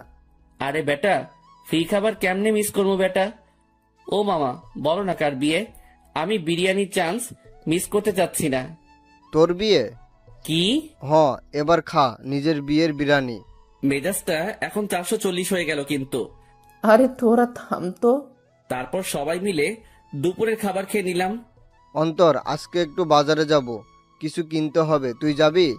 আচ্ছা, গেলাম আর কি, সাথে তানভীরকেও নিয়ে নিব। আচ্ছা ঠিক আছে। অন্তর, আপুর সাথে কথা বলেছিলি? সকালে বলছিলাম, যখন তানভীরকে নিয়ে বের হয়েছিলাম তখন আম্মু কল দিছিল। আচ্ছা শোন, তোরা বাজারে যাবি ভালো কথা, আমার ওষুধ আনতে ভুলিস না। জি আব্বু। তবে আমি যাব না রে, আমার একটু শরীর খারাপ লাগতেছে। আচ্ছা ঠিক আছে, তুই রেস্ট নে, আমি আর মামা যাব। তো মামা, কখন যাবা? এই বিকাল করেই যাব। আচ্ছা। তারপর আমি আমার রুমে চলে গেলাম। সেখানে গিয়ে কিছুক্ষণ রেস্ট করে নিলাম। বিকেলবেলা আমি মামার সাথে বাজারে যাওয়ার জন্য রেডি হচ্ছি। আসলে কোট নিয়ে নিচ্ছি, যাতে যদি আসতে দেরি হলেও ঠান্ডা সহ্য করতে না হয়। মামা বাইক নিয়ে দাঁড়ায় আছে, আমি বাইকে বসলাম। কিরে, বাইক চালাবি? না মামা, তুমি চালাও। তারপর মামা বাইক চালাতে লাগে আর আমিও বাইকে বসে আছি। বাইক চলতেছে আপন গতিতে আর আমি বাইকে চড়তেছি আর গ্রামের প্রকৃতি উপভোগ করতে ব্যস্ত। কিছুক্ষণ পরে আমরা বাজারে চলে আসি। মামা আমাকে নামিয়ে একটা জায়গায় বাইকটা রেখে আসে। আচ্ছা মামা, কি কি নিবা বাজার থেকে? ভাগিনা, অনেকদিন পরে আমাদের বাড়িতে আসছিস, সাথে তোর বন্ধু তানভীরকে নিয়ে আসছিস, তাই আব্বু আম্মু বলেছে তোদের দুজনের জন্য কিছু নিতে। মামা, কিছু লাগবে না আমাদের, তোমার অন্য কাজ থাকলে সেটা করো। আরে আয় তো তুই। মামা আমাকে টেনে নিয়ে যায় আর একটা পাঞ্জাবির দোকানে নিয়ে যায়। সেখানে আমি দাঁড়াই আছি আর মামা দোকানদারের সাথে কথা বলতে ব্যস্ত। অন্তর, এদিকে আয় তো। আমি মামার কাছে গেলাম। দেখ তো পাঞ্জাবিটা পছন্দ হয় কিনা। মামা আমাকে লাল কালারের পাঞ্জাবি দেখালো। মামা, লাল কেন? আমার তো বিয়ে না। বিয়ে হোক আর না হোক, কিন্তু এটা আমার পছন্দ হয়েছে আর আমি চাই বিয়েতে এটা তুই পরবি। তবে ভাগিনা, এটাতে তোরে বেশ মানাবে। আচ্ছা, তোমার পছন্দ হয়েছে তাহলে নাও। তারপর মামা পাঞ্জাবিটা নিয়ে নেয় আর আমাকেও বলে তানভীরের জন্য একটা পাঞ্জাবি দেখতে। আমিও তানভীরের জন্য একটা পাঞ্জাবি দেখি আর মামাও সেটা কিনে নেয়। হয়েছে মামা, এবার খুশি? এমন ভাবে কথাগুলো বললা মনে হয় আমাকে বিয়ে করানোর প্ল্যান করে আছো। সেটাই তো। কি? না মানে সেটাই তো, যাতে তোকে একটা বিয়ে করাই দিতে পারি। ধুর মামা, আপাতত একটু শান্তি দাও আমারে। বিয়ে করলে তো তোমার মতো হাল হবে আমার। আচ্ছা চল। আমি মামার সাথে যেতে লাগি। আমরা বাজারে হাঁটতে লাগলাম আর মামাও টুকিটাকি বাজার নিতে ব্যস্ত। আমিও মামার সাথে ঘুরে ঘুরে দেখতে লাগলাম। আর তখনই একটা শাড়ির দোকানে চোখ পড়ল, যেখানে বাহির থেকে একটা শাড়ি দেখা যাচ্ছিল যার রং ছিল গোলাপি। শাড়িটা দেখে তারিনের কথা মনে পড়ল আর তারিনের পছন্দের কালারও গোলাপি। যেদিন প্রথম তারিনকে দেখি সে গোলাপি জামা পরে কলেজে আসছিল, যা দেখে প্রায় কলেজের সকলেই তার দিকে তাকিয়েছিল। আর আমি তো দেখেই লাট্টু হয়ে গেছিলাম। আর সেদিনই তারিনকে আমার ভালো লেগে যায়। এরপর তারিনের পিছেই পড়ে যাই, আর প্রায় একটা সপ্তাহের মতো পিছে পড়েছিলাম। এরপর একদিন তানভীর শালা সাহস জাগিয়ে দেয় আর প্রপোজ করি, সাথে সাথে অ্যাকসেপ্ট করে নেয় আর বলে নাকি সেও নাকি আমাকে পছন্দ করত, কিন্তু আমার রাগের জন্য আমার সামনেও আসতেও ভয় পেত। আসলে আমি সব সময় নিজেকে শান্ত রাখার চেষ্টা করি, কিন্তু যখন রেগে যাই তখন শান্ত হতে অনেক সময় লাগে। আর যার উপর রেগে যাই তাকে সহজে ক্ষমা করি না। কিন্তু তারিনের ব্যবহারটা আমার মোটেও ভালো লাগেনি। আসলে আমি বুঝতে পারলাম তার মধ্যে আমার জন্য কোনো ভালোবাসাই ছিল না, জাস্ট ভালো লাগাই ছিল, যেটাকে আমি ভালোবাসা ভেবে বসেছিলাম। আর সেটাই আমার বড় ভুল ছিল। ভালোবাসা মানে একে অপরের প্রতি বিশ্বাস, ভরসা। কিন্তু তারিনের জন্য আমি তানিয়ার সাথে মিলে তারিনের বার্থডে সেলিব্রেশন করার জন্য প্ল্যান করলাম। কিন্তু তারিন মনে করে বসেছিল আমার আর তানিয়ার মধ্যে কোনো কিছু চলতেছে। যদি তারিন আমাকে বিন্দু মাত্র বিশ্বাস করত তাহলে সেটা কখনোই মাথায় আনতো না। কিন্তু তারিনের মনে ভালোবাসা ছিল না, তাই সে আমাকে তানিয়ার সাথে মিশতে দেখে সন্দেহ করতে লাগলো। আমি মনে করেছিলাম তারিনকে তার বার্থডে পার্টির সারপ্রাইজ দিব, কিন্তু সেই আমাকে বড় ধরনের সারপ্রাইজ দিয়ে বসে আছে। তার জন্য আমি একটা সপ্তাহ শান্তিতে ঘুমাতে পারি নাই, কারণ আমি তারিনের জন্য তার পছন্দের জিনিসগুলো কিনতে আনতে ব্যস্ত। কারণ আমি তারিনকে খুশি দেখতে চাই। তার জন্য এত কিছুই করে শেষমেশ জুতার বাড়ি ও মিথ্যা অপবাদ পেলাম। সে না জেনেই আমাকে এভাবে আঘাত করলো। যদি তার মনে আমার জন্য বিন্দুমাত্র ভালোবাসা থাকতো তাহলে সে আমাকে সন্দেহ না করে আমার প্রতি বিশ্বাস রাখতো। কিন্তু সে থাক, যা হয়েছে ভালোই হয়েছে। আমিও উচিত শিক্ষা পেলাম আর বুঝতে পারলাম তারিন আমাকে কেমন ভালোবাসছিল। কিরে, কি ভাবছিস? কই কিছুই না। আচ্ছা নানা ভাইয়ের ওষুধ নিছো? নিব, কিন্তু তোর চোখে পানি কেন? আরে চোখে বালি ঢুকছে, সেটার জন্য। আমার সাথে আয়। আমি মামার সাথে গেলাম আর মামা একটা কলের কাছে নিয়ে যায় আর আমিও মুখ ধুয়ে নেই। আসলে তারিনের কথা মনে করতে করতে ওই দিনের ঘটনাটাও মনে পড়ে গেল আমার, তাই চোখেও পানি চলে আসে। সেদিন তারিন আমাকে যেভাবে মারলো আমি বুঝতে পারলাম সে কতটা ঘৃণা করে আমাকে। সে সত্যি না জেনেই আমাকে আঘাত করলো, যা থেকে বোঝা যায় তারিনের ভালোবাসা কত দূর। চল বাড়ি যাব, বাজার শেষ। নানা ভাইয়ের ওষুধ নাও। মামা চলে গেল ওষুধ নিতে আর আমাকে বাজারের ব্যাগ ও পাঞ্জাবির প্যাকেটগুলো দিয়ে গেল। আমিও সেগুলো নিয়ে বাইকের কাছে চলে গেলাম। আজ তারিনের কথা মনে পড়তে লাগলো, কিন্তু তাকে এখন আমি ঘৃণা করি। তার ভালোবাসার রূপ দেখলাম ভালো করেই। জানি না কোথায় আছে সে, কি করতেছে। দূর, এর কথা কেন ভাবতে লাগলাম? সে যেখানে থাক ভালো থাক, মোট কথা আমার থেকে দূরে থাকলেই ভালো। আমার আশেপাশেও যাতে এই মেয়েটাকে যেন না দেখি আমি। মামা ওষুধ নিয়ে আসে, তারপর মামা বাইক নেয় আর আমিও বসে পড়ি ব্যাগ নিয়ে। তারপর আমরা বাড়ি ফিরি। আমি ব্যাগগুলো ডাইনিং টেবিলে রেখে আমার রুমে চলে যাই। সেখানে বসে বসে আমিও মোবাইল নিয়ে ব্যস্ত, কিন্তু তানভীর রুমে ছিল না। শালা ঠান্ডার মধ্যে গেল কই? কিছুক্ষণ পরে মামি আসে আর নাস্তার জন্য যেতে বলে। আমিও মোবাইল চার্জে লাগিয়ে নাস্তা করতে চলে যাই। দেখলাম তানভীর উপস্থিত আর সে মামা ও নানা ভাইয়ের সাথে কথা বলতেছে। কিরে তানভীর, কই ছিলি তুই? আরে এমনি একটু বের হলাম আর কি। তারপর নাস্তা করি আর রুমে চলে যাই। সেখানে তানভীরও আসে। তোর নাম্বার বন্ধ কেন? কি বলিস? নাম্বার বন্ধ? কোনটা? কেন, শেষে 86 ওইটা? ও ওইটা? ওইটা তো নষ্ট হয়ে গেছে। নষ্ট হয়েছে নাকি তুই নষ্ট করছিস? আমি করছি। কেন, তোর কাছে আমার শেষে 68 ওয়ালা নাম্বারটা নাই? আছে তো। সেটাতে কল দিলে পাবি। আচ্ছা, তানিয়ার সাথে কথা হয়েছে তোর? আরে আরেকটু আগেও তো কথা বলে আসলাম তার সাথে। কি? আরে ফোনে কথা বললাম আর কি। তুই কি মনে করছিস তানিয়া এখানে আর আমিও তার সাথে ঘুরে ঘুরে কথা বলতেছি? আমি তো এটা মনে করি নাই। তুই এই কথাটা বললি কেন? আরে শালা, তুই তো এটাও ভাবতে পারিস, তাই আগে বলে দিলাম আর কি। আচ্ছা বাদ দে। আর শোন, তানিয়াকে আমার পক্ষ থেকে সরি বলে দিস ওই দিনের ঘটনার জন্য। আরে বেটা বলতে হবে না, আমি সামলে নিছি ব্যাপারটা। তারপর তানভীরের সাথে রাতে খাবারের আগ পর্যন্ত আড্ডা দেই। তারপর মামা এসে আমাদের খাবারের জন্য ডাকে আর আমরাও খাবার খেয়ে নেই।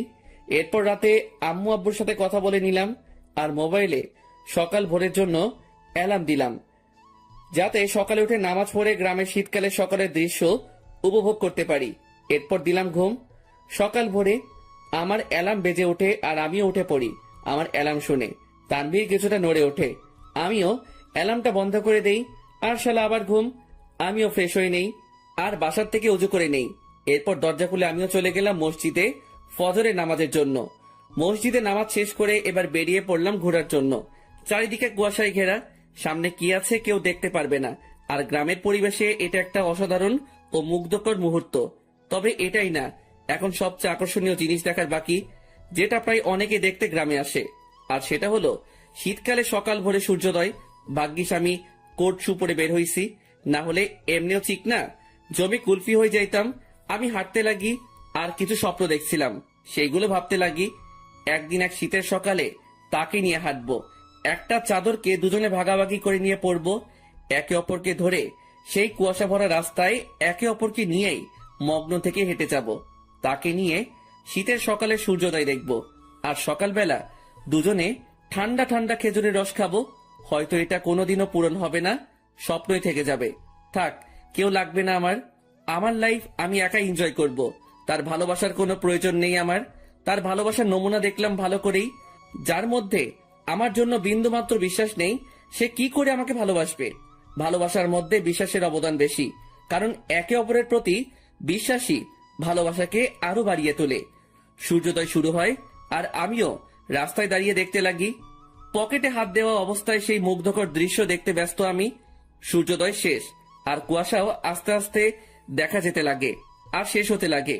তাই আমিও চিন্তা করলাম, শীতের সকাল, দেখি যদি কোনো চায়ের দোকান পাই তাহলে এক কাপ গরম চা খাওয়া যায়। আমিও হাঁটতে লাগি আর ভাগ্যক্রমে একটা চায়ের দোকানও পেয়ে গেলাম। আমিও সেখানে যাই। এক কাপ চা দেন তো। জি দিচ্ছি, বসেন। আমি বসে আছি আর পকেটে হাত, কারণ হাত প্রায় ঠান্ডা হয়ে আসছে। এখন যদি তানভীরের পাশে থাকতো তাহলে আমার এই ঠান্ডা হাত তার পিঠে ঢুকাই দিতাম। প্রতি শীতেই সালারে এই চাকা দিই আমি। চা দিয়ে গেল আর আমিও পকেট থেকে হাত বের করে দুই হাত দিয়েই চায়ের গ্লাস ধরি। চায়ের গ্লাসের তাপ দিয়ে হাত গরম করতেছি আর একটু একটু চুমুক দিচ্ছি চায়ে। চা খাওয়া শেষ করলাম আর পকেট থেকে মানি ব্যাগটা বের করে চায়ের বিল দিয়ে দিলাম আর সেখান থেকে চলে আসলাম। আমি বাড়ির দিকে যেতে লাগি। বাড়ি আঙিনায় যেতে দেখি সামনে একটা সিএনজি। মনে হয় বাড়িতে কেউ আসছে। থাক, যেই আসুক আমার কি। আমিও আস্তে করে বাড়িতে ঢুকে যাই আর নিজের রুমের দিকে চলে যাই। রুমে প্রবেশ করা মাত্রই আমার চোখ কপালে উঠে গেল। তোমরা? কি রে হারামজাদা, ভালোই তো মজা মাস্তিতে আসিস। জি হ্যাঁ, আমার রুমে আমার আম্মু আব্বু উপস্থিত আর তানভীরও ঘুম থেকে উঠে গেছে। তোমরা এখানে কেমনে? কালকে না তোমাদের সাথে কথা বললাম আমি? আমরা 11টার গাড়িতে উঠি আর এখানে চলে আসি। এখানে আসার কারণটা কি? তাও হঠাৎ করে চলে আসলা, ব্যাপারটা বুঝলাম না। আমার আম্মু আব্বুর বাড়ি আর আমি আসবো না, এটা কি ধরনের কথা? আসবে মানা কে করলো? কিন্তু হঠাৎই না বলে চলে আসলা, ব্যাপারটা আমাকে একটু চিন্তায় ফেলে দিল। চুপ হারামজাদা, এত চিন্তা করতে হবে না তোকে।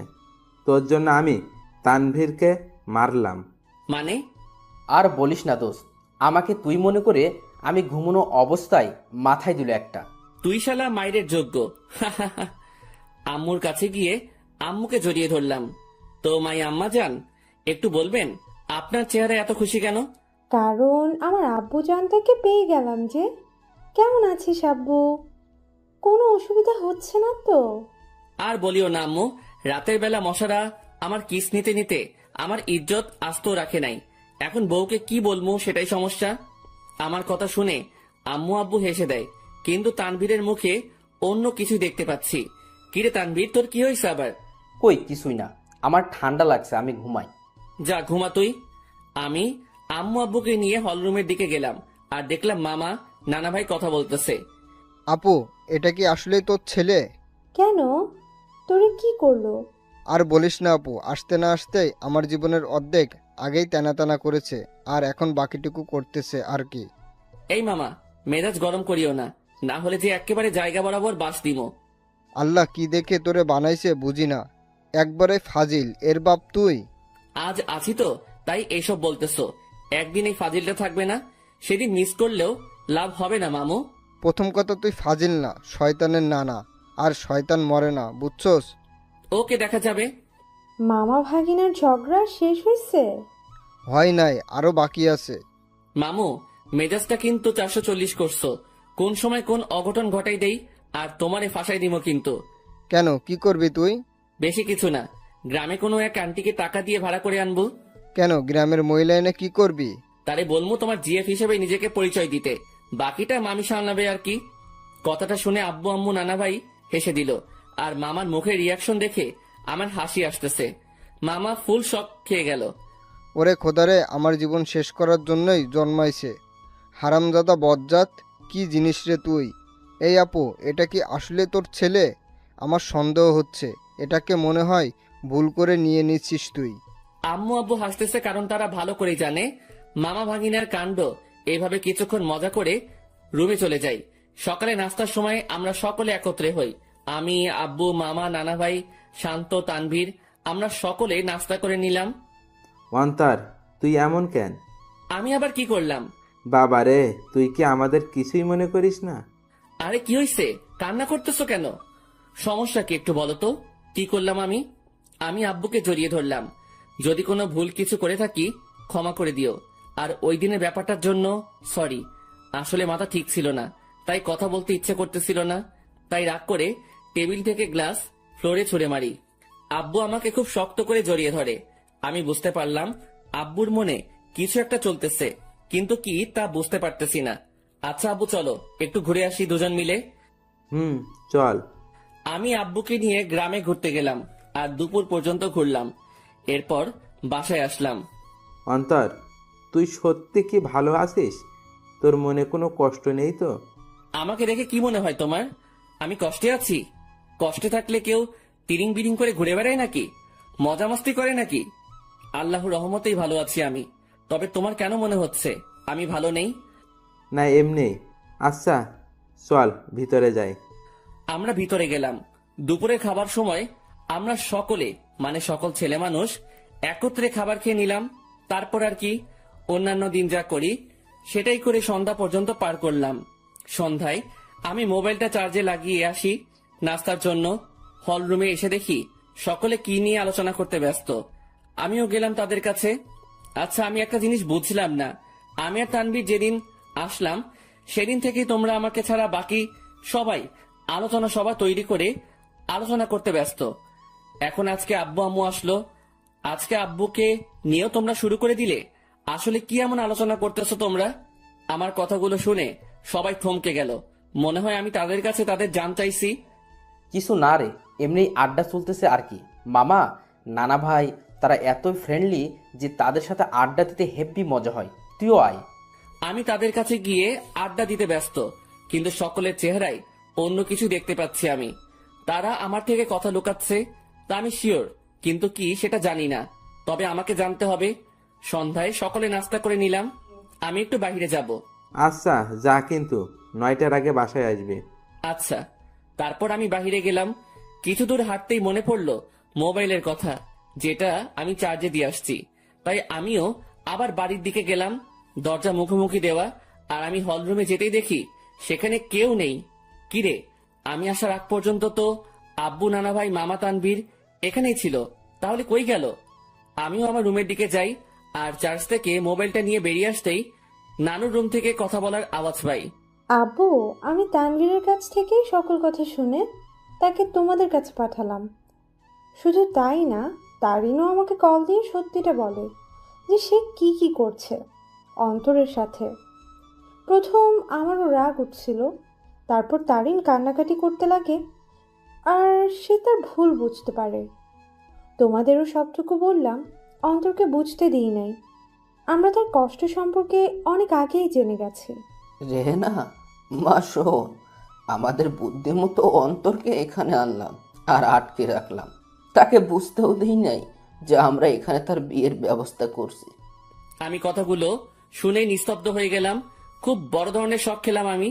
তার মানে আমাকে এই কারণে আম্মু নানার বাড়িতে পাঠাইছে।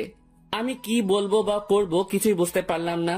আমি মোবাইল নিয়ে আস্তে করে বাহিরে যাই, আর নানুর রুমের জানালা খোলা, সেটা দিয়ে আমি কোনো মতে নিজেকে আড়াল করে বাইরে থেকে তাদের দেখতে ও কথাগুলো শুনতে লাগি। এখানে আম্মু তারিনের কথা বলল, কিন্তু এখানে তারিন কোথা থেকে আসবে? আর তখনই দুইটা মেয়েকে দেখলাম।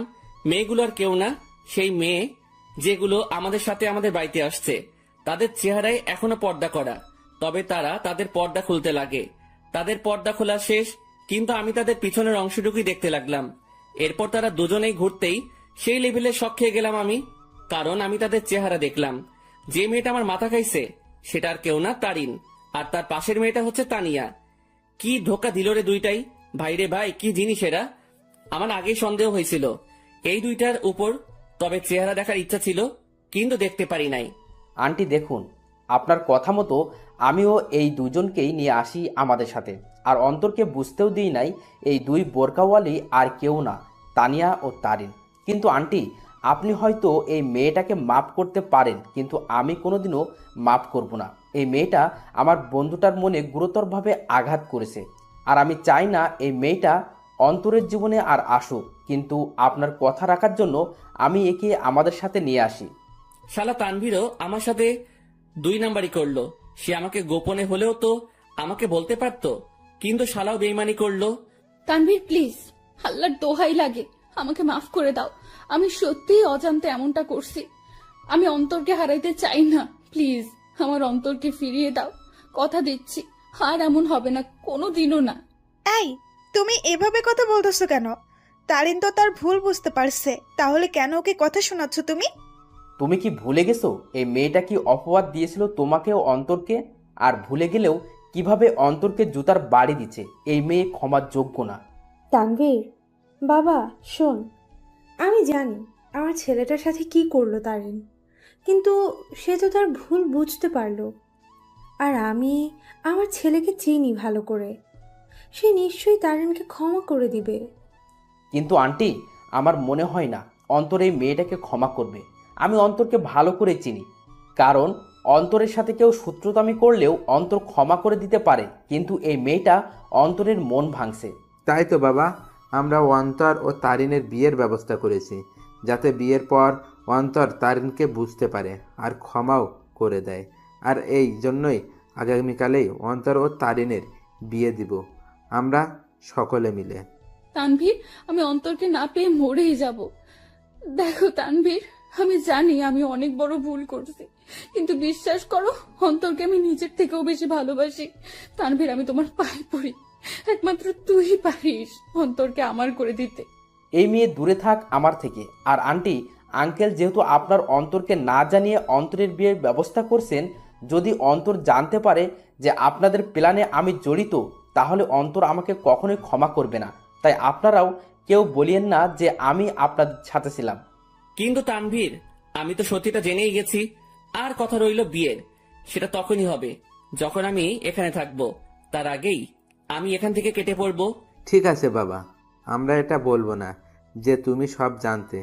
আমরা ব্যাপারটা লুকাবো অন্তর থেকে। এবার আমার সামনে সকল সত্য চলে আসলো। বাহ, ভালোই তো প্ল্যান করছে। আর কি বললো তারিন? সে আমাকে ভালোবাসে, তাই না? আর ভালোবাসা লাগবে না, বিয়ে তো দূরে থাক, তার চেহারাও দেখতে আমি ইচ্ছুক নই। আমিও চলে গেলাম। কোনো মতে রাত 8টা পর্যন্ত বাইরে কাটালাম।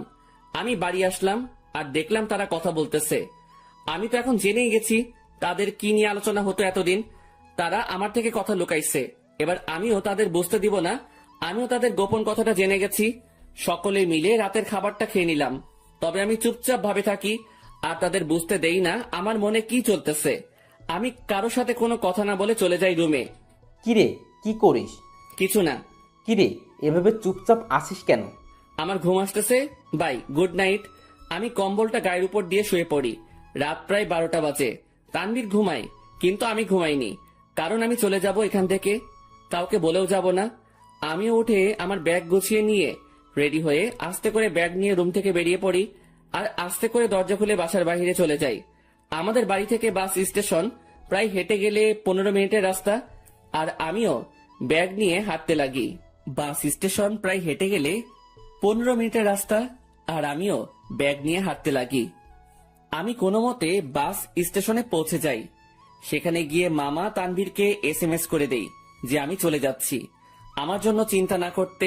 ব্যাস, মেসেজ দিয়ে মোবাইলটা অফ করে দেই আর বাস স্টেশনে বসে আছি। আজ আমি আমার আপন মানুষগুলো থেকে দূরে চলে যাব, তবে জানি না কোথায় যাব আমি।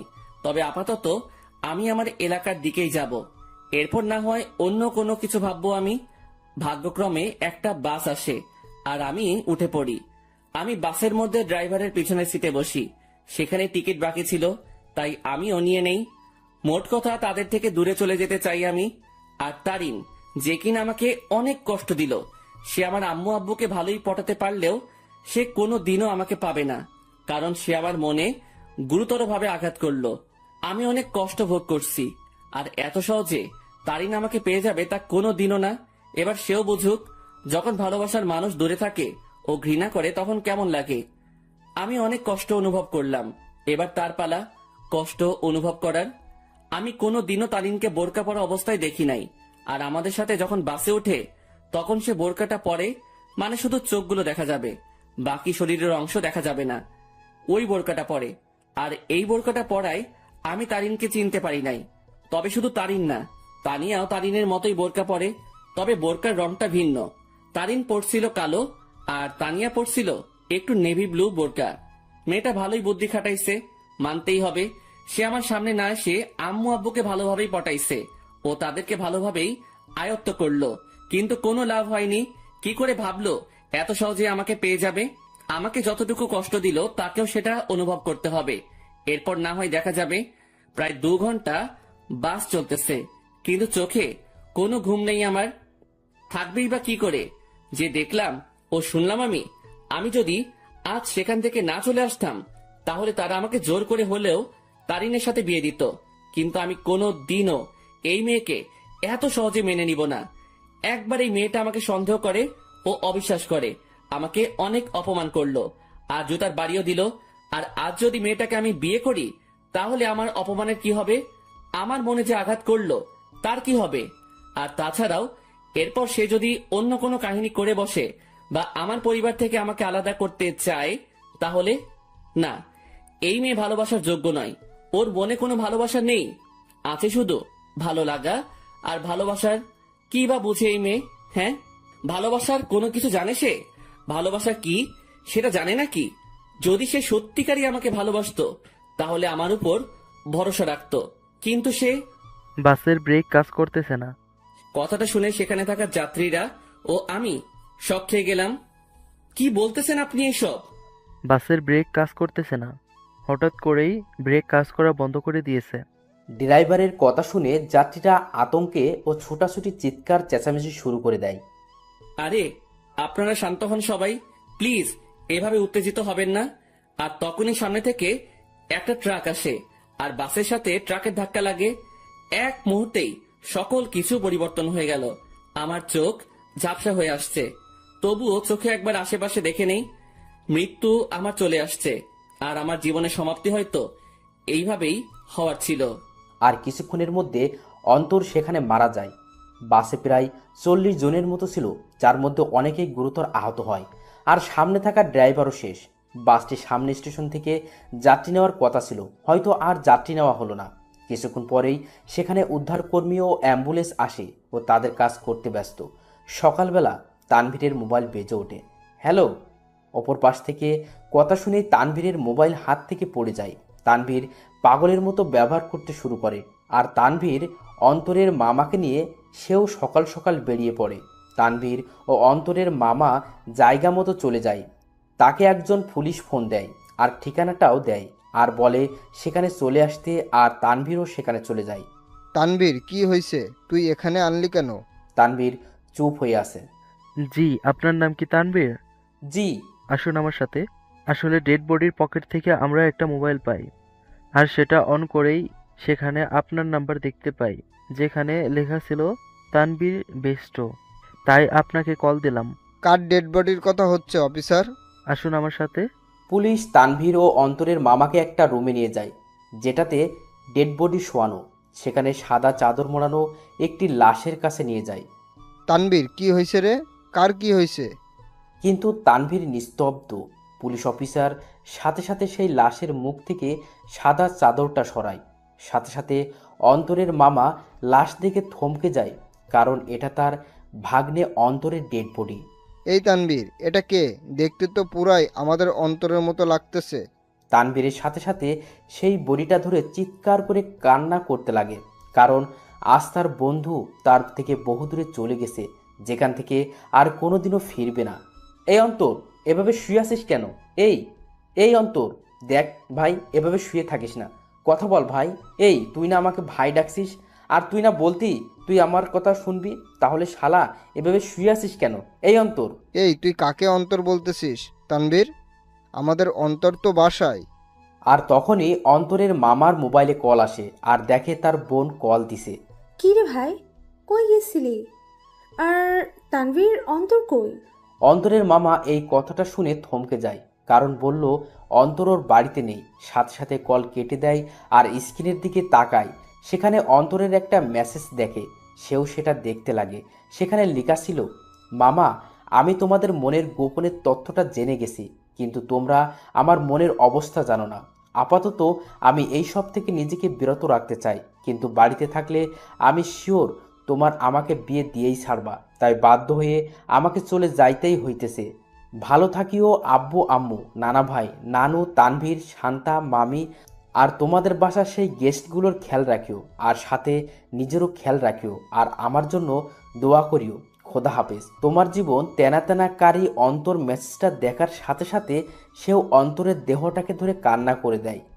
আপনারা একটা অ্যাম্বুলেন্স ভাড়া করে বাড়িতে নিয়ে যেতে পারেন। অন্তরের মামা একটা অ্যাম্বুলেন্স ভাড়া করে নেয় আর সেখানে অন্তরের দেহটাকে নিয়ে রওনা হয় তাদের বাড়ির দিকে। তাদের বাড়িতে পৌঁছালো। অন্তরের মামাকে দেখে অন্তরের আম্মু সেখানে তার ভাইয়ের কাছে যায়। কি রে ভাই, কই গেছিলি? আর তানভীর, অন্তর কই? কিন্তু তার ভাই চুপ হয়ে আছে। কি রে ভাই, কথা বলিস না কেন? আর আজকে তারিনের পরিবার আসতেছে, তাদের থাকার ব্যবস্থা কর। কি রে, কথা বলিস না কেন তুই? তখনই খেয়াল করে একটা অ্যাম্বুলেন্স তাদের বাড়ির দিকে আসতেছে। কি রে ভাই, বাড়িতে অ্যাম্বুলেন্স? কার কি হয়েছে আবার? কিন্তু তার ভাই নিস্তব্ধ হয়ে আছে, মুখে কোনো কথা নেই। বলতে গেলে জিন্দা লাশ যে জীবিত আছে, কিন্তু কথাবার্তা নেই। সাথে সাথে অন্তরের মামা তার বোনকে জড়িয়ে ধরে কান্না করে দেয়। কি রে মিলন, এইভাবে কান্না করতেছিস কেন? কি হয়েছে রে ভাই? আর তখনই তিনি দেখে সেই অ্যাম্বুলেন্স তাদের আঙিনায় এসে থামে। অ্যাম্বুলেন্স থেকে তানভীর বের হয়। তাকে দেখে সেখানে থাকা অন্তরের আব্বু আম্মু থমকে যায়। এই তানভীর, তুই অ্যাম্বুলেন্স থেকে নামলি যে? আর অন্তর কই রে? সে কি তোমাদের সাথে গেছে নাকি? নাকি তোরা সব বলে দিছিস তাকে? সাথে সাথে তানভীর তাকে জড়িয়ে ধরে কান্না করতে লাগে। কি রে তানভীর, কান্না করতেছিস কেন? আর অন্তর কই? তানভীর, কি রে বাবা, তুই আর মিলন মিলে এভাবে কান্না করতেছিস কেন? সেখানে থাকা একটা লোক মুখের থেকে চাদরটা সরায়। লাশের চেহারা দেখেই আঙিনায় উপস্থিত অন্তরের আম্মু, আব্বু, নানা ভাই, মামি সকলেই বড় ধরনের ঝটকা খেয়ে গেল। সাথে সাথে অন্তরের আব্বু আম্মু, নানা ভাই সেই লাশের কাছে গেল, আর তারা দেখলো তাদেরই অন্তরের সেই সাদা চাদর গায়ে মরিয়ে চোখ বন্ধ করে আছে। এই এই আব্বু, কি রে, তুই এভাবে শুয়ে আছিস কেন? কি রে, কি হয়েছে তোর? কথা বলিস না কেন? অন্তর, বাবা, কি রে, এভাবে এখানে শুয়ে আসিস কেন? কি হয়েছে তোর? কথা বলিস না কেন? এই তানভীর, আমাদের অন্তর কথা বলে না কেন? ওর কি হয়েছে? নাকি তোরা সব সত্যি বলে দিছিস বলে রাগ করে আসে আমাদের উপর? কি রে তানভীর, মিলন, কথা বলিস না কেন? অন্তর এইভাবে শুয়ে আছে কেন? কিন্তু তানভীর আর তাদের মিলন মামা কান্না করেই যাচ্ছে। কাল রাতে বাস অ্যাক্সিডেন্টে উনি মারা যান। কি যাতা বলতেছেন এগুলো? আমার ছেলে বাড়ি ছিল, ও কি করে নাকি ফাইজলামি করতেছে এই বেয়াদবটা। আমার রাগ উঠে গেছে, কিন্তু এইসব নিয়ে কি ফাইজলামি করিস অন্তর? এইসব কোনো মজা করার ব্যাপার? উঠ বলতেছি, না হলে কিন্তু একটা মারও মাটিতে পড়বে না। তারা অন্তরকে অনেকবার জাগানোর চেষ্টা করলো, কিন্তু অন্তর তো আর জাগবে না। সে চির নিদ্রায় চলে গেল, যেখান থেকে আর ফিরবে না কোনোদিনও। আব্বু, কথা বলিস না কেন তুই? একটিবার কথা বল বাবা। কি রে আব্বু, কথা বল না। সাথে সাথে অন্তরের বাবা মা দুজনেই অন্তরের দেহটাকে জড়িয়ে ধরে কান্না করে দিল। তারিন আর তানিয়া বাড়ি থেকে বের হয়ে দেখে বাড়ির আঙিনায় অনেক মানুষ। কি রে, এখানে এত মানুষ?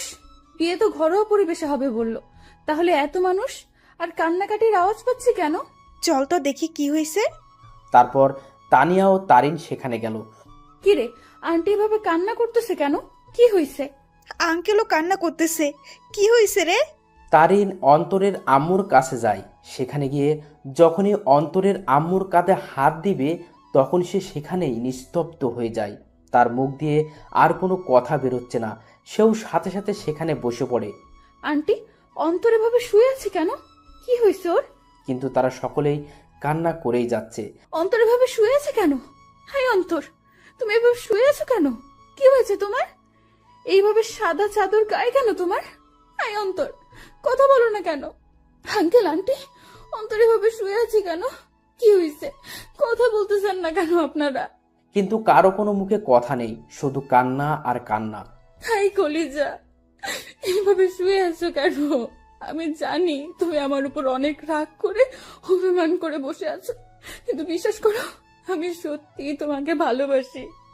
হ্যাঁ, আমি অন্যায় করেছি তোমার সাথে আর বিশ্বাস রাখি তোমার সাথে, কিন্তু আমি আমার ভুল বুঝতে পারছি। তাই একটিবার আমাকে সুযোগ দাও, আর কোনোদিন এমনটি করব না। সত্যি বলতেছি তোমাকে।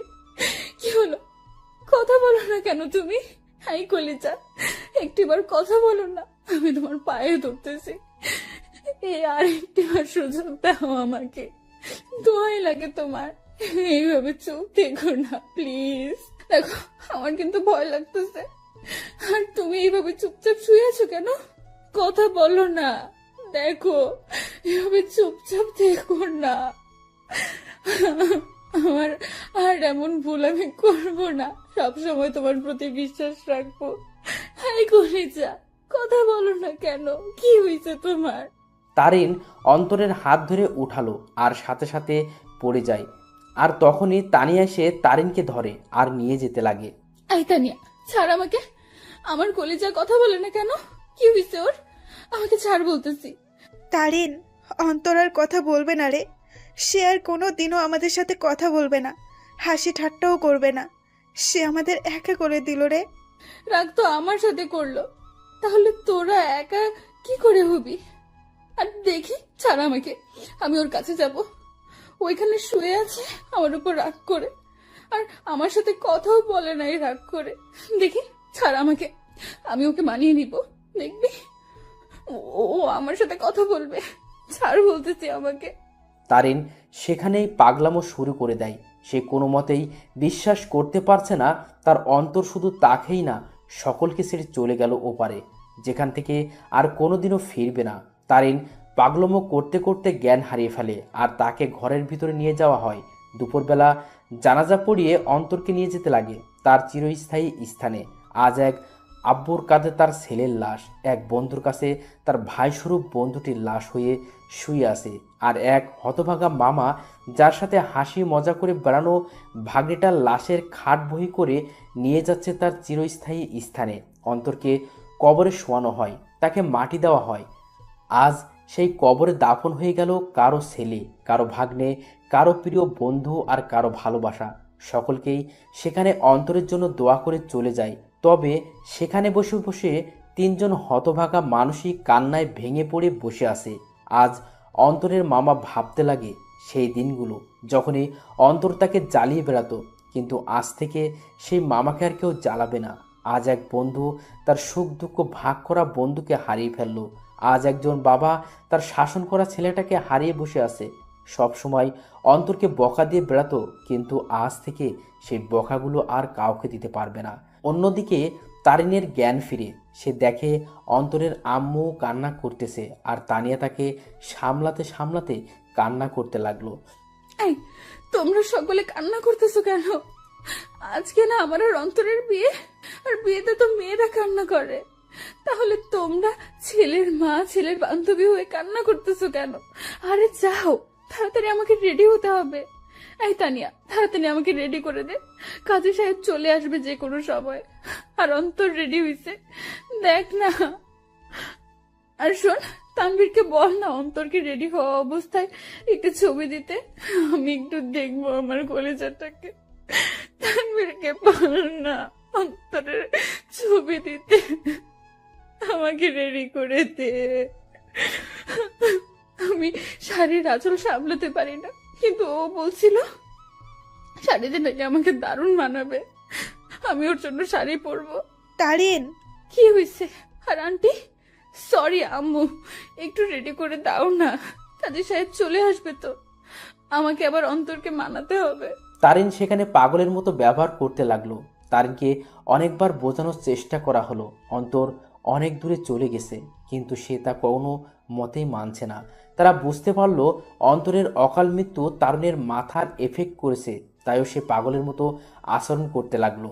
তারিনের পরিবারও আসে, সবাই মিলে তারিনকে সামলানোর চেষ্টা করে, কিন্তু তারিনের মুখে একটা শব্দ, অন্তর। কিন্তু সে আর কোনোদিনও ফিরবে না।